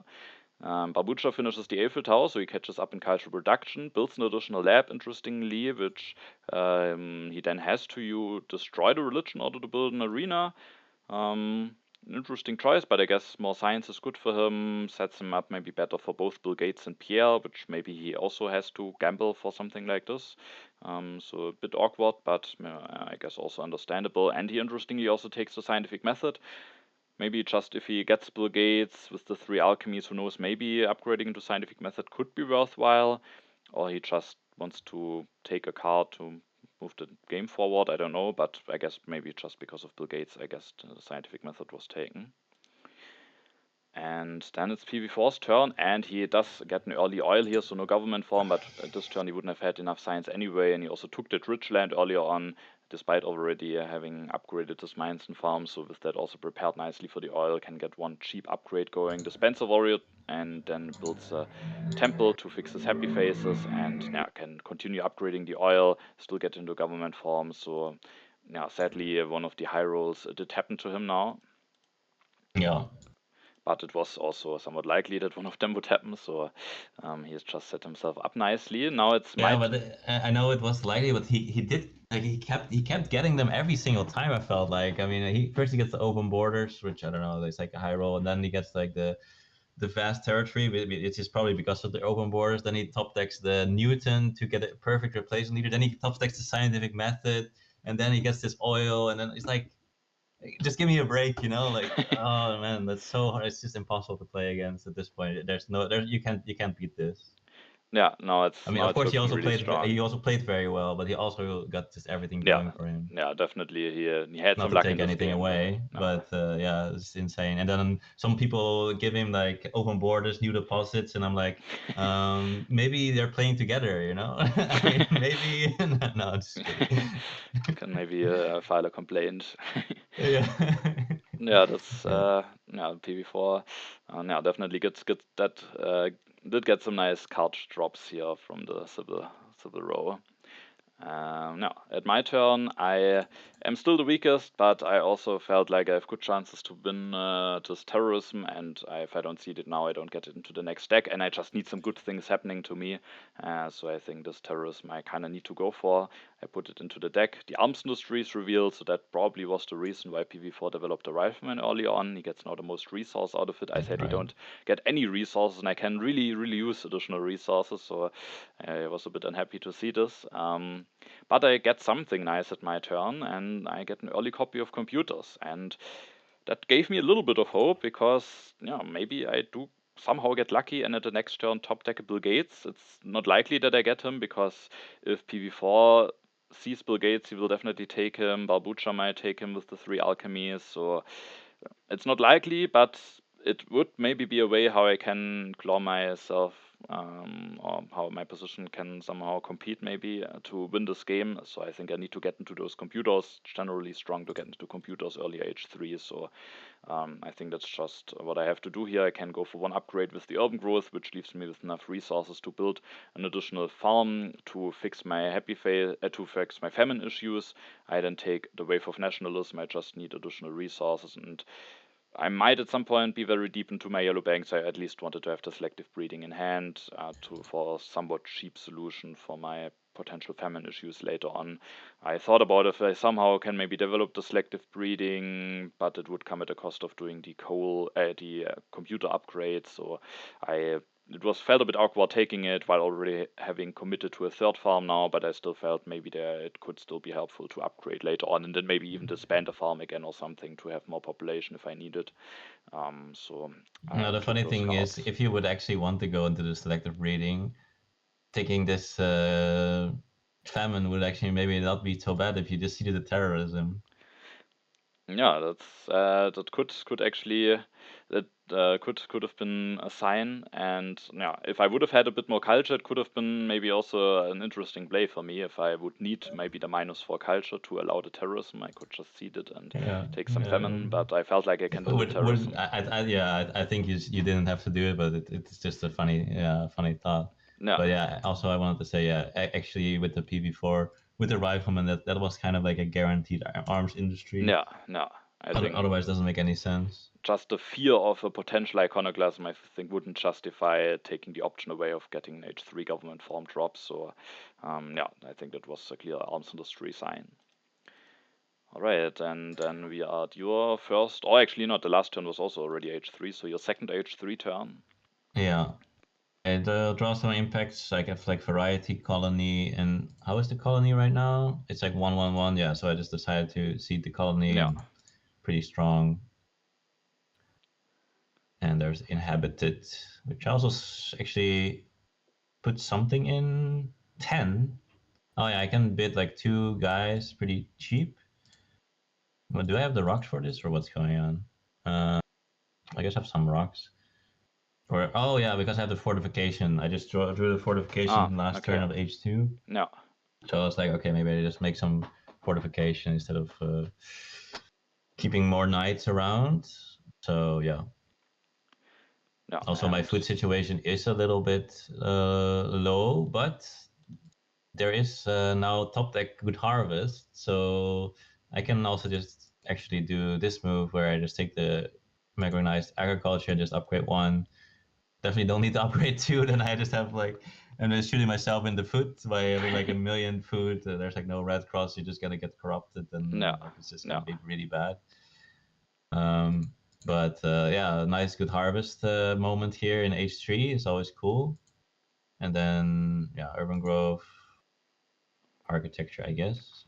Yeah, like upgrading these iron mine just doesn't really do anything at this point. Like it takes like 3 turns for them to do yeah, anything, and it costs a CA, and then and afterwards you only get 1 rock per turn. So it actually just it's just better to take like even like a three CA reserved or something at this point over just upgrading this. Yeah, yeah. and I draw international tourism. Okay, so that of course can be interesting to maybe sneak some additional culture in. Yeah, and I also thought, yeah, I wanted oil, I wanted computers into Bill Gates, and I saw them both coming off the top earlier already, like computers and oil. And I was like, okay, well, I was really considering if I should resign, just to not influence the game by getting warred by someone at some point, or just, yeah, you know. But I got this international trade agreement, and I didn't want to not give barboucha the rock. Yeah, Yeah, but maybe it's also I don't know. Like it does kind of feel like unplayable. But then I also get the international tourism, and I was like, okay, okay. I mean, okay, we'll still play. We'll still play. yeah, Every turn, I was like, should I resign? Just I don't influence the game. But I just one more move. no. And I mean, culture-wise, it's still quite close at the moment. So who knows what can happen? And what happens after your turn is that actually quite a bunch of leaders are revealed on the row. Bill Gates, Pierre, Chaplin for Barboucha. Bit of an interesting choice here. Pierre, of course, would be quite strong. But yeah, if he wants to win this game, I think he can't let PV4 have the Bill Gates. Even though, of course, he has already oil mines now, but still, that would, I think, be too strong. So he decides to go for Bill Gates here, maybe hoping that he can go into computers quickly. But even like this, he has now at least a 10 resource income, which is also quite strong. And he also takes the Manhattan project. So if he indeed gets computers at some point, then the Manhattan project might be quite strong. So sadly, my Bill Gates hopes are now gone. But there's beer No, coming down my the Bill road, Gates hopes are and your gone. Bill Gates hopes as well. So that out is now already gone. But there's beer coming down the road. It's not really a big, maybe not big enough of a jump, but maybe could still do something for me. PV4 increases his population a bunch of times, builds the rifleman, takes the fundamentalism, interestingly, is willing to go into that, but it does make him quite threatening because he builds 2 riflemen, reveals the classic army tactic, is out of the sudden at 28 strength, and is looking quite dangerous here, so we have that's definitely some strength that needs to be respected, especially because he can declare war, build 2 more riflemen, and then yeah, it could just be game over. Maybe at this point we all just need to hope that that doesn't happen, or that he will choose someone else as the war target. But at least making yourself maybe a little bit unattractive as a war target might be beneficial. Which I'm gonna do in a different way. Yeah, at my turn, I have nothing too interesting to seed. I thought about seeding to push the terrorism out, but I will also get stronger this turn. I have drawn a pact, a military alliance, which I decide to offer to you because if I offer it to you, I will now get stronger than Barboucha, so maybe I can win something like Cold War or something. And I thought about maybe that I don't offer it to you and rather to Barboucha because maybe my out could now be that I draw a war, because what we will see during my turn is that actually the first copy of Air Force is revealed during my turn, and I have the defensive army, I have cannons, I have waves, so it could definitely be one out for me that I, at the right time, maybe I can declare a war against you. Maybe then I should offer it to Barboucha so that this potential war gets even bigger. But on the other hand, I also kind of didn't want to give this strength to the opponents that are at the moment having a better position. So, and it makes me now, thanks to the additional strength of the pact, I will be stronger than Barboucha after my turn. At least if I remembered correctly, we can maybe go into the turn, I play the Wave of Nationalism, go for the cannons, go for an upgrade, reveal the tactic, and I'm at 23, and otherwise I would be at 20, and barboucha would win the tiebreakers. So Well, you would still be at 23, I think, but yeah, barboucha would be at 23 he as would well. then be at 23 if I offer him the pact, it's true, and then he would win the tiebreakers. So I offered this pact to you. And I go for the defensive army tactic using my military actions that I'm having. I also reveal the tactic right now because none of the opponents can really copy it. And also, I still haven't drawn any defense cards, so revealing it also makes it that I can't get hit by an aggression from PV4. And then I think I kind of have to take the air forces here because declaring a war could potentially be my out, and it makes me safer against potential wars from PV4. And my first instinct was, after I upgrade this coal mine, which is late, maybe I shouldn't do it, but it helps me getting out of corruption, and I just felt like maybe it can still be somewhat worthwhile, but I don't know, maybe I should just upgrade computers, but then maybe my resources are starting to get a bit low, I don't know. But with my last two civil actions, then I thought about taking Pierre, because if I build a bunch of team sports, get the Olympic Games, there could be some potential. But if I don't take the patriotism, I am just a bit vulnerable. And also the patriotism, if I indeed draw war something, could maybe allow me to build up some more military strength offensively. Because if I don't have the patriotism, I'm at 7+3, which is not enough to go for a cannon and an air force. But now with the patriotism, I can build a cannon and an air force, which should make me completely safe from any wars from PV4. You should have better targets, hopefully, now. And who knows, if I draw a war, maybe I can even go for it. And generally, every additional resource could be useful. And I was hoping, as you and PV4 both don't have any arenas, maybe Pierre will just make it to me again. And there's also no internet for some big PR synergy. No, there is actually professional sports in the row, but at least I let Pierre stay on 2 civil actions for you, and you don't really need the professional sports. So I was hoping that I might have a chance to get Pierre the next, and if I don't get him, maybe I have to hope for Sid Meier, maybe, or Churchill if I want to build up a lot of strength. So there are some other options that I can maybe hope for. That looks fine. And finally, I draw Then, the first defense card of this game. And then we are on your beautiful. turn. And I offered the international tourism again to you, which, of course, yeah, I'm kind of using the fact that we all want to get first because that just gets the prize. And so I figured that you're if you compare yourself to PV4, of course, you're very much behind. So any culture that you can gain against him, you want to take, and then I can just abuse that to get 3 culture from you per turn. That's true. In a normal game, maybe an exclamation, in a normal game like International Championship, where each position gives different points, I'm not sure if I would have accepted this pact, but here I don't really care if I get a bronze medal or silver medal at the end. I want to win this game and get this nice trophy sent to me. So, and in order Yes. to do this, the one culture can still be helpful to somehow catch up to PV4, even though my hopes at this point weren't really that high. But Yeah. in a normal game, I probably would not accept it. It might be too swingy and I just get too few out of it. But in this particular situation, with the goal basically being to just win the game, I at the end accepted this pact.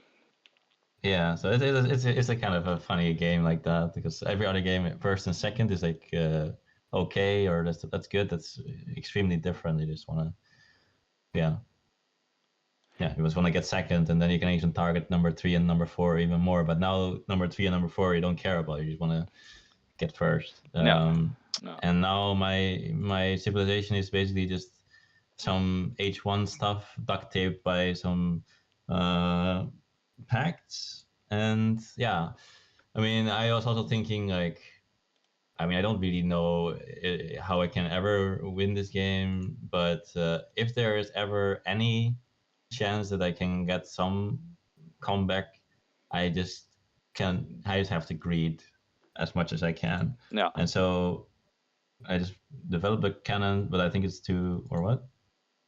Oh, I can just make one cannon. Oh, 2 cannons even. Wait, how did I get so much rocks? I get the Mm, movies. Wait. Oh, I guess I just yeah okay. I can get good. You need to be safe from aggressions, right? Because you can't resign against aggressions. no. Um, so yeah. At this point, I do this, and so we have to wait till next turn. But I was thinking, this chaplain into movies um, can give me a +8, and that is of course quite nice. Getting the +3 from the pact is already 11. Then I get also the Roman roads turning to culture now, so suddenly I actually get a lot of culture, and then it's like, okay, who knows? Who knows? Who knows? And there's a Um, Hollywood. If you somehow get additional resource from somewhere, that can even be at the end a good wonder for you. So yeah, yeah, could open up some doors. yeah, But military-wise, you are of course somewhat vulnerable to this kind. Yeah, you as I said, you can be safe from aggressions because those can just be played if there's an opportunity. But at this point, you just need to hope that there is no war because you can't make yourself completely safe in an easy yeah. I way. mean, I thought that this at this point someone can war me, and I think I am doing still the worst in the game. And if someone wants to win a war, even by like 10 points or something, I think it's already kind of resignable. So, because that's like -15. Uh, yeah. So I was thinking that there's definitely a good chance that I would resign against any reasonable war, Yeah, and that people will be scared of that. And especially if they have to give up something that they can just make like a movie or something instead to just get like 4 culture per turn, and instead they war me and then they get like 7 culture. It doesn't really improve their position. no, no. So yeah, I was definitely aware that I can get warred at any point, but I didn't feel like people were going to want to, like, for example, barboucha here could finish the wonder and then war me, but I would just resign. So I don't think he wants to. Yeah, no. So that's definitely at least one advantage that you have when your position is so bad that Yeah, I'm getting 3 packs. I can just not defend and be fine. so yeah, that and as you said, with players not being really concerned about player 3 and 4, then it's also not really a benefit. Normally, if opponent resigns, at least you know, okay, well, I have one opponent that I finished before for certain. That's definitely something, but that's also not really something here. So no, the power of the threat of resignation is doing some work here potentially. Then barboucha takes a bunch of cards. Develops the modern infantry, maybe wants to make a switch into the classic army tactic, or for now actually go for the conquistadors tactic, interestingly, making him the strongest for now. Maybe he wants to set up for a war potentially, PV4 seats, and now my terrorism is revealed. I was happy to see that it isn't delayed any further and that it's revealed relatively early. That's at least giving me some value. PV4 takes the Air Force's military theory, upgrades an oil mine, so he yeah, has his military potential will soon be relatively high, and he definitely can't be hit by any wars by any one of us, I think. I don't think any one of us has good enough potential to threaten him in any way. At my turn, I will resolve the terrorism, and I think for you and barboucha, first of all, I will push the impact of government. Sadly, the Cold War is revealed, so I am not part of that, and PV4 and barboucha gain some additional science. Then I have to resolve the terrorism. I think for you, it's clear that I have to destroy the organized religion. For barboucha, it's clear that I have to destroy the alchemy with Bill Gates. For PV4, it was a bit interesting because I decided to not destroy one of his labs and instead went for the theology, because at least that causes some immediate issues. And the one thing that I was thinking that maybe could happen is that, who knows, maybe now immediately after my turn, a civil unrest will be revealed, and out of the sudden, PV4 loses 12 culture. And who knows, maybe if he doesn't get any wonder or somehow, maybe there's something possible. So that was maybe one out that I saw, and at least it caused some issues. At his next turn, we will see that in hindsight, my choice didn't really work out that well with what happens at his next turn. And probably maybe destroying a lab could have done more, but he has a lot of science, so I think, yeah, I think it just might damage him a bit more when I destroy this theology. As it's something that he has to do something about. And then at my turn, I used the ocean liner, I developed the team sports, and Pierre indeed made it back to me. Barboucha could have denied him by taking the oil, but he doesn't really need the oil, so I was hoping that he wouldn't do it. And I get now Pierre. For the moment, he isn't giving me that much culture, but yeah, maybe still the best that they can get. There is Sid Meier, but the additional civil action would be somewhat painful this turn, paying that. And I also can't that easily upgrade one of my labs this turn. Maybe I can somehow do it, maybe not going for the team sports, but then this little out that I created for myself with PV4 getting hit by the civil unrest would also not really do anything if I also lose some culture. Of course, I have the Forbidden City, but I would have at least one unhappy phase, so I want to build this team sports, and then PR doesn't cost me any science, and with the Olympic Games still should hopefully be quite fine, and I can build some more team spots cheaply. So I elect him, I take the reserves as I need more resources, I take the efficient upgrade to maybe upgrade the second lab still, and I take the satellites. I thought about the endowment instead of those two cards, but I have a potential for decent impact of progress, so I kind of wanted to keep that alive with taking the satellites. General, it can be a nice tech for some impacts.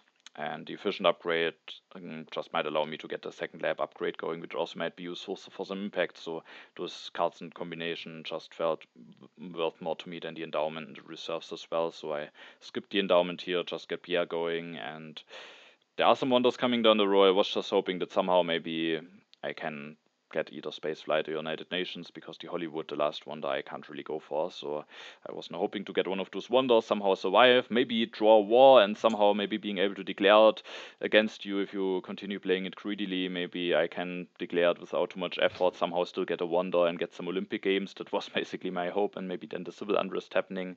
But yeah, I was not having too much hope at this point. Yeah. Yeah, at this point it's getting interesting because I mean obviously everyone wants to get second or first, but it's also getting a little bit obvious that no one can catch PV4, so maybe then it is also not the worst to just get second and play a little bit more towards it.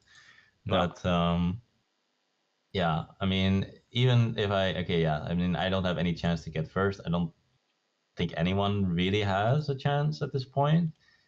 I don't really see any outs, even if doesn't get a wonder. Like, yeah, I don't know. He just has everything kind of going. He does have, yeah, he doesn't make a lot of culture, I guess, at the moment, which I mean, he can probably fix soon. But yeah, so at this point, I have like two choices. I can die slowly by trying to defend myself and not get ward or not get ward as big. But I decided to just go for the giga greedy play and actually just take these movies or develop the movies, put down a movies. And again, because I am making myself so weak, they can only. I mean, you can always make a war and only win it by like a few points. But if they want to make a big war, then I will just resign. Yeah. So I just thought that, yeah, I mean, there's no chance if I just wait around and then I just die. Basically, what you were talking about with the iron upgrades, right? It's like a similar position. It's like No. I can just go for this safe play and play around rebellion and some strength events, but then I just lose anyway. So I might as well give myself this chance that people are still scared to war me. And then, I mean, I was just theorizing that if I get like a ref idea, maybe then I can get into the tanks, because I do have what is it called? Like the two tanks plus cavalry tactic. Hussars or No, two tanks plus cavalry. two tanks plus cavalry. Oh, sorry, two cannons. I mean, two The cannons. classic army. No, no, I'm the mechanized army. I'm confusing you. Mechanized army. Yeah, Yeah. I do have that one. So I was thinking I need like 10 science, or yeah, 10 science for that. This would be enough. Actually, I do have the revolution. Yeah, I have the revolutionary idea in my hand actually. So I can do that, and then I can actually go into some tanks. Of course, now I don't have any rocks, but then yeah, basically now I was thinking I really want to get military build up, and No. then I might have some defense. And I thought military build up is not super unlikely. It's not super likely, but that was like I thought if I don't make these movies, I just have no chance to even get third, basically, No. let alone second. So yeah, I'm just threatening to resign again. No. And no, I think you definitely have to play towards your outs here. Maybe could have even played it a bit more greedily and grabbed it endowment, but yeah, I mean, chances that one of your opponents has a war is just so high, so Of course, yeah. The problem is that if I enter h4, then I can't resign anymore. So I that's do need also something, yeah. a plan to discourage a little bit. And I was Yeah, thinking that okay, you can do the what is it called uh the Olympic Games, yeah, and then if I get military buildup, I actually have a pretty decent defense. yeah, Um, and then maybe it's not worth it. Yeah. no, So then I yeah, just stretch my defense of resigning until h4, and I can actually hopefully defend a little bit. yeah, that definitely could work out. There are still 2 copies of tanks left, so you might get one of those, and then with the military buildup, out of the sudden you might actually threaten a decent amount of strength. Yeah. Alright, so barboucha seeds opens the prosperity that was seeded by you, giving some additional food to everyone. He does get the second copy of computers a bit late, but with his Manhattan project, it's still very much worthwhile to start upgrading those. He increases population, gets out of corruption, takes the military theory, maybe still having some hopes of declaring war the next turn. PV4 seeds and opens the vast territory. Actually bid the swordsman in the one card for it. Yeah, but I didn't really expect to win it. Barboucha is at the end able to win it for a knight and a colonization card. PV4 is going for Marlene, and now sadly destroying the theology didn't really do that much damage to him because now Marlene was revealed and he can just build some operas to fix the happy faces. So now maybe losing the lab and maybe hurting some impacts could be worse. On the other hand, maybe he just doesn't need the science anyway. So yeah, but no, Yeah, you now, kind of helped him kind of with yeah, this plan. yeah. So sadly, that worked out not quite well, and he skips actually spaceflight in United Nations, which I was happy to see. So I get a good wonder now. But he is prepared to go for the Hollywood, and even if he does get a wonder, he didn't get hit by any civil unrest or stuff, and is now still quite in the lead with the culture. So even without a wonder, he might still be in a good position to win. At my last turn, after I have taken those satellites, I actually drew the impact of progress, and that has the potential to score me some points. Probably not that much against PV4, but at the moment with the satellites, it's even a bit better against him, but also especially against you and Barboucha. I guess might get the military theory, so it just are some points that I can get, so I put it into the deck. Impact of colonies is revealed. I wasn't too happy to see that one, and then at my turn, I need to somehow get a wonder. I haven't drawn a war yet, so I can't really set up myself to declare war against you. I indeed declared the Olympic Games because I felt like maybe Barboucha PV4 could potentially try to war you, and now they are a bit discouraged. And if they get some easy points from warring against you, then yeah, that could end up being bad for me. So I thought it might be nice to play the Olympic Games. Maybe they, for some reason, still go for war and then lose 8 points. Um, and who knows? Maybe I draw still war myself, and who knows? Maybe I am still good enough set up at the next turn to potentially declare it. So I declared Olympic Games now. I take the space flight. I develop the satellites as the impact of progress might be revealed soon. I take the endowment, just grabbing every bit of culture that I can get, upgrade my second computers, which might help me for some impacts and might also help me for some more points for the space flight. I then increase my population one time normally, one time with the ocean liner. I could have increased it first with the ocean liner, then normally, then would be 1 - 1, but I would be out of corruption already. And now I decide to build a cannon. I mean, I'm now one of the 2 strongest. It could even help for an impact of harmony later on, but I have this patriotism that I can maybe at some point use to build a unit with. So but if I now drop down to 1 - 1 and lose the selective breeding before my next turn, because it's certainly possible that the age ends before my next turn, then it could also soon get really awkward. So I kind of wanted to leave some food saved up, and at least who knows, maybe I can pull off an aggression or something. And also I myself am safe now from the aggression from PV4. So I at the end built that cannon, took all of those cards. I hopefully will be able to finish the space flight for a decent amount of points, get the endowment. I've just gotten the Olympic Games. Despite that, I'm still behind in culture, but I have at least the impact of progress in there. So yeah, at this point, with PV4 getting Marlene, not getting hit by civil unrest, I thought, yeah, it's probably no chance for first, but maybe I can still get a second place.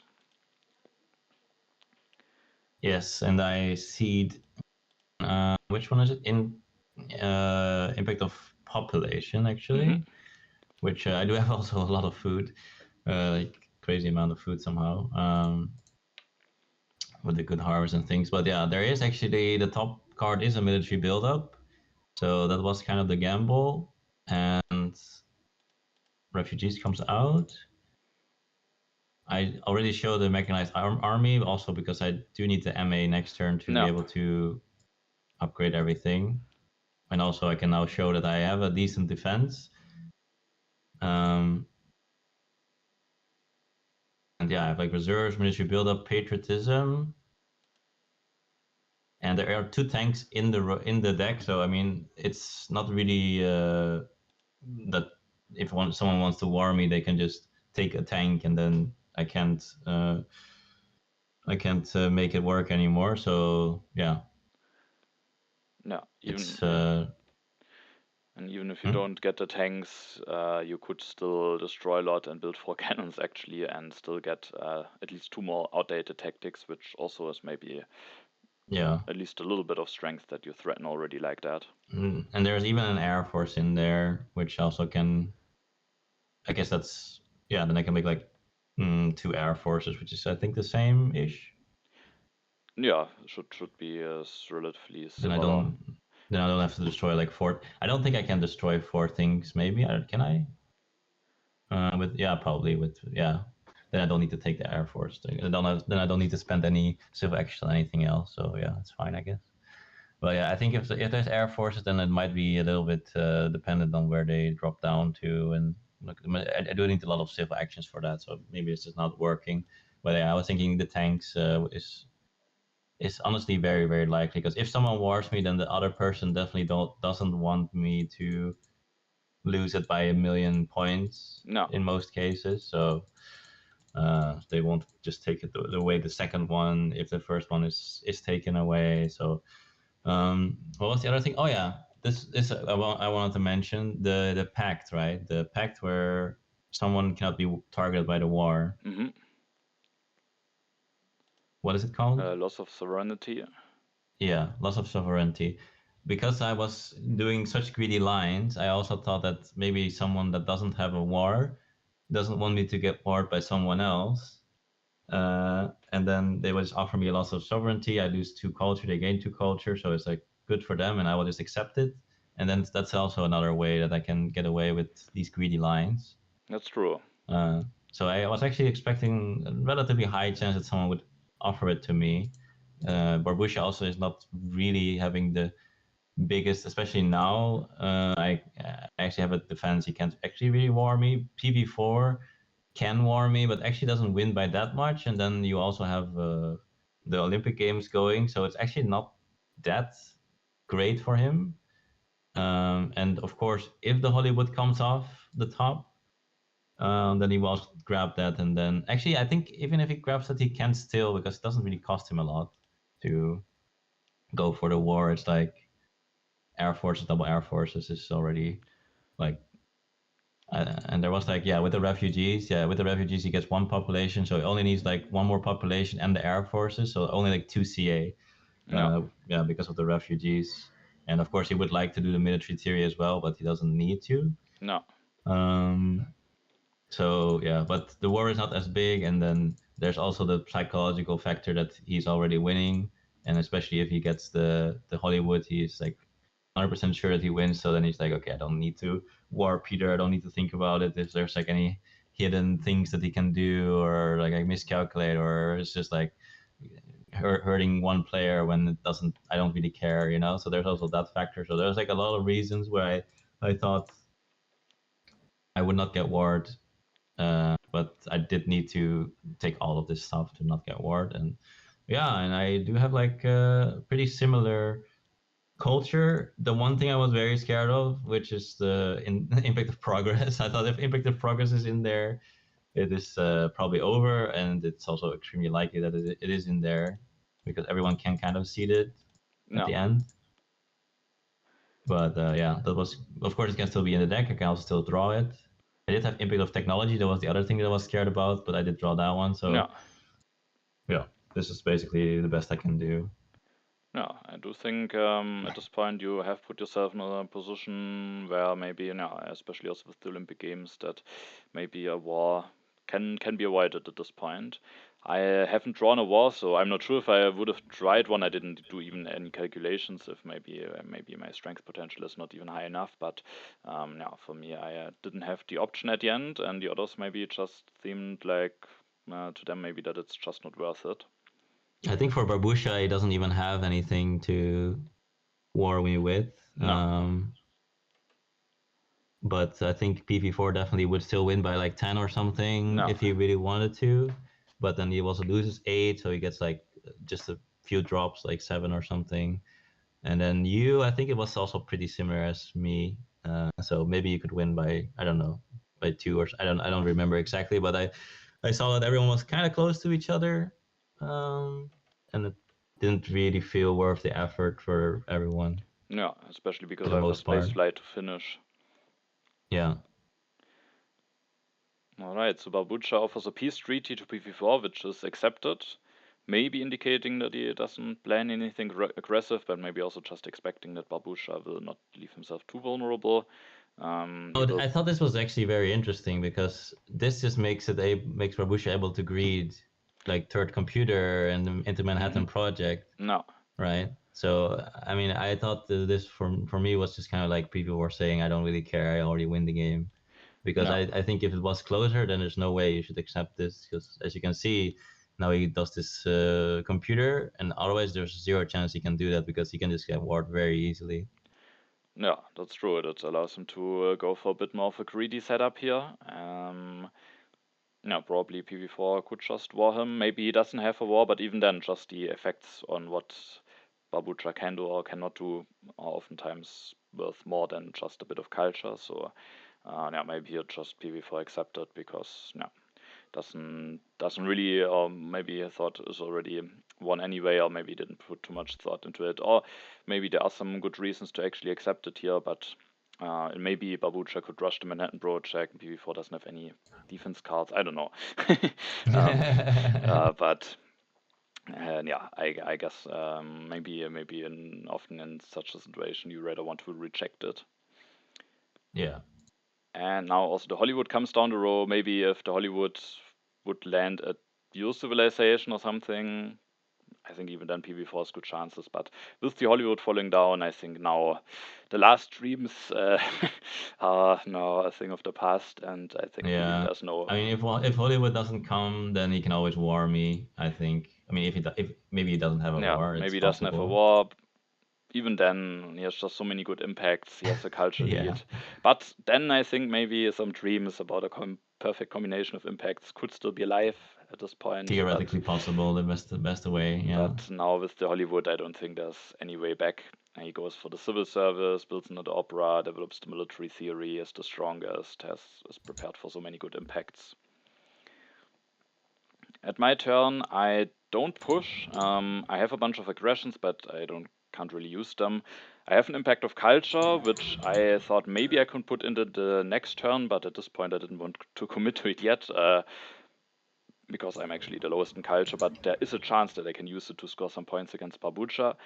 I have still an international negotiations in hand. I could just cede it for 2 culture, but the thing is, I know that the impact of progress is in the deck, and I will go for the engineering this turn, so I will improve it by +4. And actually, some other impacts I will also improve by +4, which might be in there, because during my turn I will go for the engineering.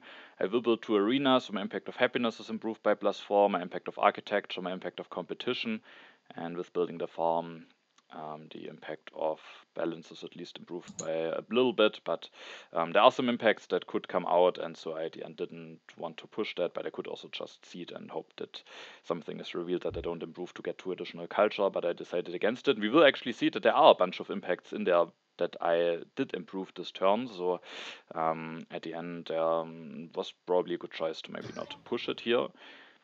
And I built this farm so that when I lose 2 yellow tokens at the next turn, I am at -2, but I still don't have any famine. And then I just take modern infantry and multimedia. I could also take one of those tags plus the revolutionary idea, but actually I'm a little bit tight with the civil actions at my next turn, and I also deny some more cards from the row, so I just take those 2 cards, and I have just enough science to develop them at the next turn for the space flight. I have the endowment. I need to play the reserves, but I also have the patriotism, and when I develop the modern infantry, I can go for 1 upgrade, improving my impact of competition a little bit. So I just try to min-max some of my impacts and how efficient I can play this turn. Yeah, and somehow were you finished or? Yeah, I'm finished. Yeah, so somehow I managed to dodge all the wars while playing the greediest amount as possible. Well, okay, I mean, at the end I did take like military buildup and stuff, and I did take the patriotism over endowment, but yeah, with the movies and just being able to get ward a lot of times, but I didn't end up getting ward. Also, I needed like military buildup from the top too, and also I kind of needed like the one turn where there was like a rev idea in the row, and it actually dropped down to 1 CA. That I kind of needed that as well for No, to threaten the tank. Um, so actually, like a lot of things, yeah, I tried to play towards my out, and they kind of all came out, and I'm still not feeling great because yeah, if you look at the impacts, of course, my impact chart is very bad, and especially impact of progress, but also some others. But yeah, I was hoping maybe some impact of culture from PV4 or something no. could help a bit. But yeah, I was definitely under the impression that I would most often get last here. But I didn't have any. Oh yeah, I have one more thing to see: the impact of harmony. I mean, how many in Impact of population have some potential at least? yeah, yeah, impact of population. I already see it before, indeed. So yeah, impact of balance comes out. It's same for us, a No. little bit better for them. And So yeah, none of the just impacts that would give that I improved by +4, but one that I improved by +2. So if I would have seeded, it just wouldn't maybe have mattered that much, unless the event still gets revealed. Who knows what impact it can have? But the other events, there will be some that I would have improved by +4 at my turn. no, I like what you did for sure. It was good. And then yeah, just make some temples to also get some. Yeah, honestly, temples. If you have the food, I don't know if you ever realized this, but temples are actually very efficient for culture. If you compare it to a movie, it's just like 11 rocks. If you don't have architecture, of course. So if you make 4 religions, that costs 12 rocks. Also gives you 4 culture. So making a religion late game it always looks a bit sad, but if you actually have the population, it's actually super efficient. That's true, and sometimes can also be nice for some impacts. In this case, if you just build a bunch of cheap buildings, it also improves your harmony and compared to just building one expensive movie. Yeah. So in this case, indeed, I have now 6 in everything, so my harmony is now 24 suddenly, and that is of course quite nice. And with the And that is democracy, you fine. can even build another temple at the next turn. Yes, exactly. The beautiful. And then your harmony is starting to look quite nice. Barboucha Seeds, Impact of Happiness is revealed, so that one I would have improved by +4. At my next turn, I Oh, gained. because you didn't see it, I actually improved this one Okay, so you by also plus gained some 6. points. All right, so I actually could have gained some You points also here have to against you. think about that one. That's true. But I was somewhat happy to see this impact because at least I gained +6 against Barboucha, +2 against you, so a good impact for me to see. Barboucha would also have fixed the happy faces, so against him it was the perfect timing. He also is able to build another lab, upgrades another arena, and then can finish the Manhattan project for actually 20 culture, so almost already scoring as much as maybe sometimes fast food chains or something. So this Manhattan project working out quite well. There could be impact of strength, which I actually have drawn with my last draw step, so I know that that one is not in there. PV4 It was seeds. actually not even 6, it was even more, right? Because I would have unhappy faces. Yeah, I would have gotten completely owned if it was Okay. happy on my turn. Yeah. So I could Anyway, have moving really on. cost you some points when I pushed this international negotiations. Yeah, it would have been like minus 10 or something. Actually crazy. Now the impact of architecture is revealed, so that's quite bad for you and good for Barboucha, who gets the most points out of it. And PV4 at his turn has enough resource to just build another theater, going up to 21 culture income, finishing the Hollywood for 32 culture, destroying a lab, building a mine, which heavily indicates impact of industry and harmony. Of course, we know that the harmony seeded you. Maybe he has seeded industry and is thinking that it also gives point for the harmony, which both I and you, I think, are quite well prepared to have put it into the deck. My harmony is also already 24. And now at my turn, I have one last interesting choice to make for the politics phase, and it's a bit of a question on against which player do I want to gain some points, because I have this impact of culture in hand, and I have way less culture than PV4 and you, but I have a bit more than barboucha, so I could push it, and I could then gain some points against barboucha. But I would lose points against you, especially because I get, of course, the culture for seeding, but the impact of progress is on top, and then I gain so much points from that I lose some points from the endowment that I play this turn. So I basically only gain one culture from seeding. Maybe I should still do it because there is the impact of progress coming, so I gain some big points from that impact against you.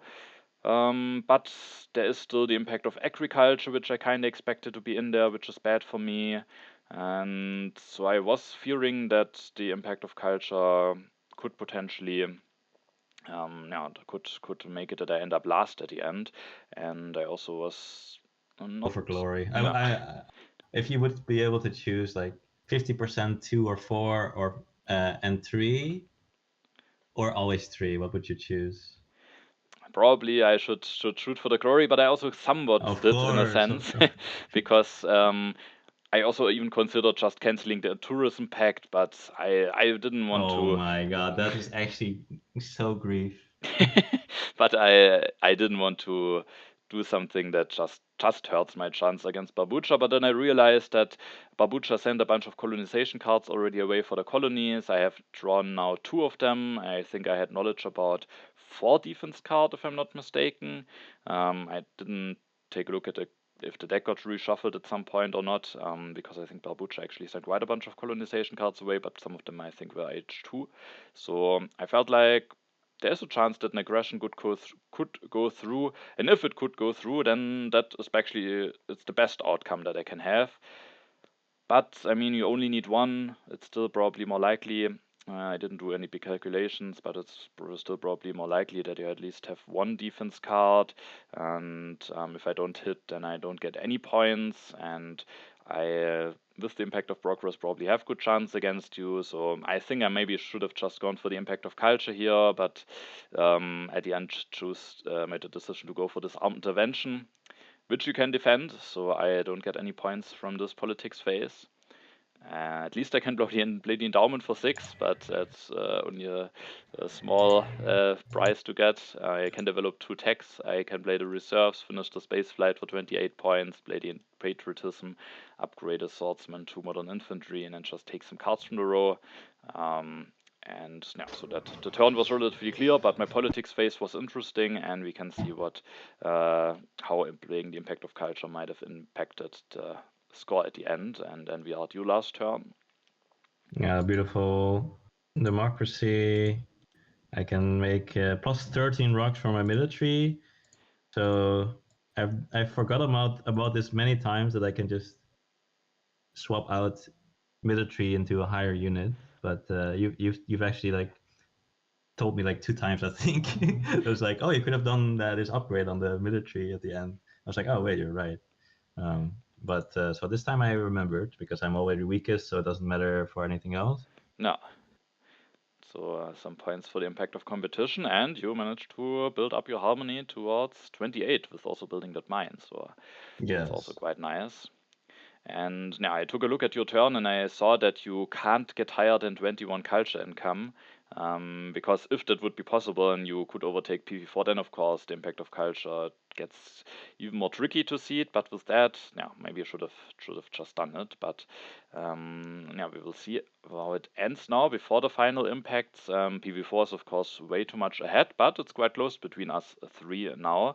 I'm at 163. Barboucha is a bit behind, but he gets strong Bill Gates bonus, so actually he is in the lead, and you are behind, but yeah, it's overall relatively close. Let's see what the final impacts um, will impact the game. There is your impact of population. which is quite fine for me in PV4 as well, but it's still best for you. You gain 6 points against barboucha, actually overtake him for now in the standings, and also plus 4 points against me, so you're only 3 behind me. There is that impact of agriculture that I was afraid of, making it that barboucha is now behind, but he still gets the Bill Gates bonus. You at the second place at the moment, but yeah, barboucha with the Bill Gates bonus still being the actual second place. The impact of industries in there, probably seeded by PV4, who built the bronze mine at his last turn, which again gives you a bit of points against barboucha and me. Then there's the impact of competition, which you improved, but it's still not a great event for you I to was like, see. oh yeah, 3 points, 3 points. And so now +3 for me and barboucha against you, so we are catching up a bit again. Then it's the impact of progress that I've seen it, and that's of course the one impact that you are not allowed to see here. That Yeah. so that makes it that barboucha and I overtake you again. I'm still before barboucha, not including the Bill Gates bonus, so I actually still need a good impact, and the impact is the impact of harmony, and my harmony is quite decent. I have +24, same as PV4. Barboucha is at +20, so I gained +4 against him. You are getting +28, so you're catching up a bit again. Actually tying barboucha for now, but now the Bill Gates bonus happens, and unfortunately that is enough for barboucha to finish the game before me with a 4 points lead. And yeah, Nerf but Bill it was Gates. quite an exciting finish with those Yeah, final it was. impacts. Yeah, like honestly, I don't know like how this was possible that I was still competitive and like yeah, even just only a few things short. If I yeah, only one more thing, which is like the impact of progress. Uh, if that's somehow not in there, then get suddenly second. It's like Yeah, it's mind blowing. yeah, it's Yeah. really insane because when we go back to the moment where you got hit by the Raiders, it just looked so much over for you. But yeah, it just shows that a comeback is often still possible, and you made it very, very close. And yeah, but first of all, PV4, of course, managed to win this game, so big congratulations to him. I think he is one of the players who participated in every Australian Open tournament that happened so far, and now he managed to win it, so big congratulations. And then quite close between us, Barboucha getting the silver medal, so also congratulations to him.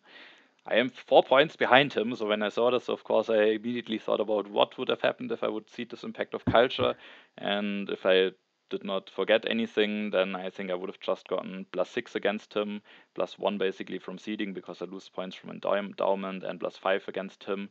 So I'm before him. You, of course, also would gain some points. You would gain +10 10 against. So, yeah.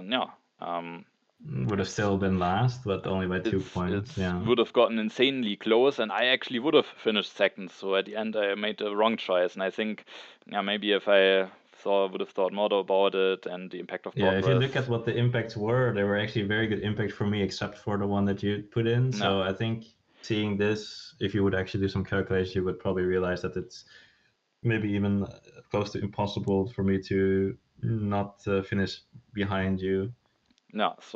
even with the 5. But No. yeah, My biggest mistakes during this game may be being related to the politics phase, seeding new deposits, and not seeding impact of culture. No, that I think might have been some not so good decisions from me this game. Um, yeah, and so like this, I am finishing third. At least a bronze medal, but yeah, of course, we all would have liked to win this whole thing. So it's only a small consolidation prize.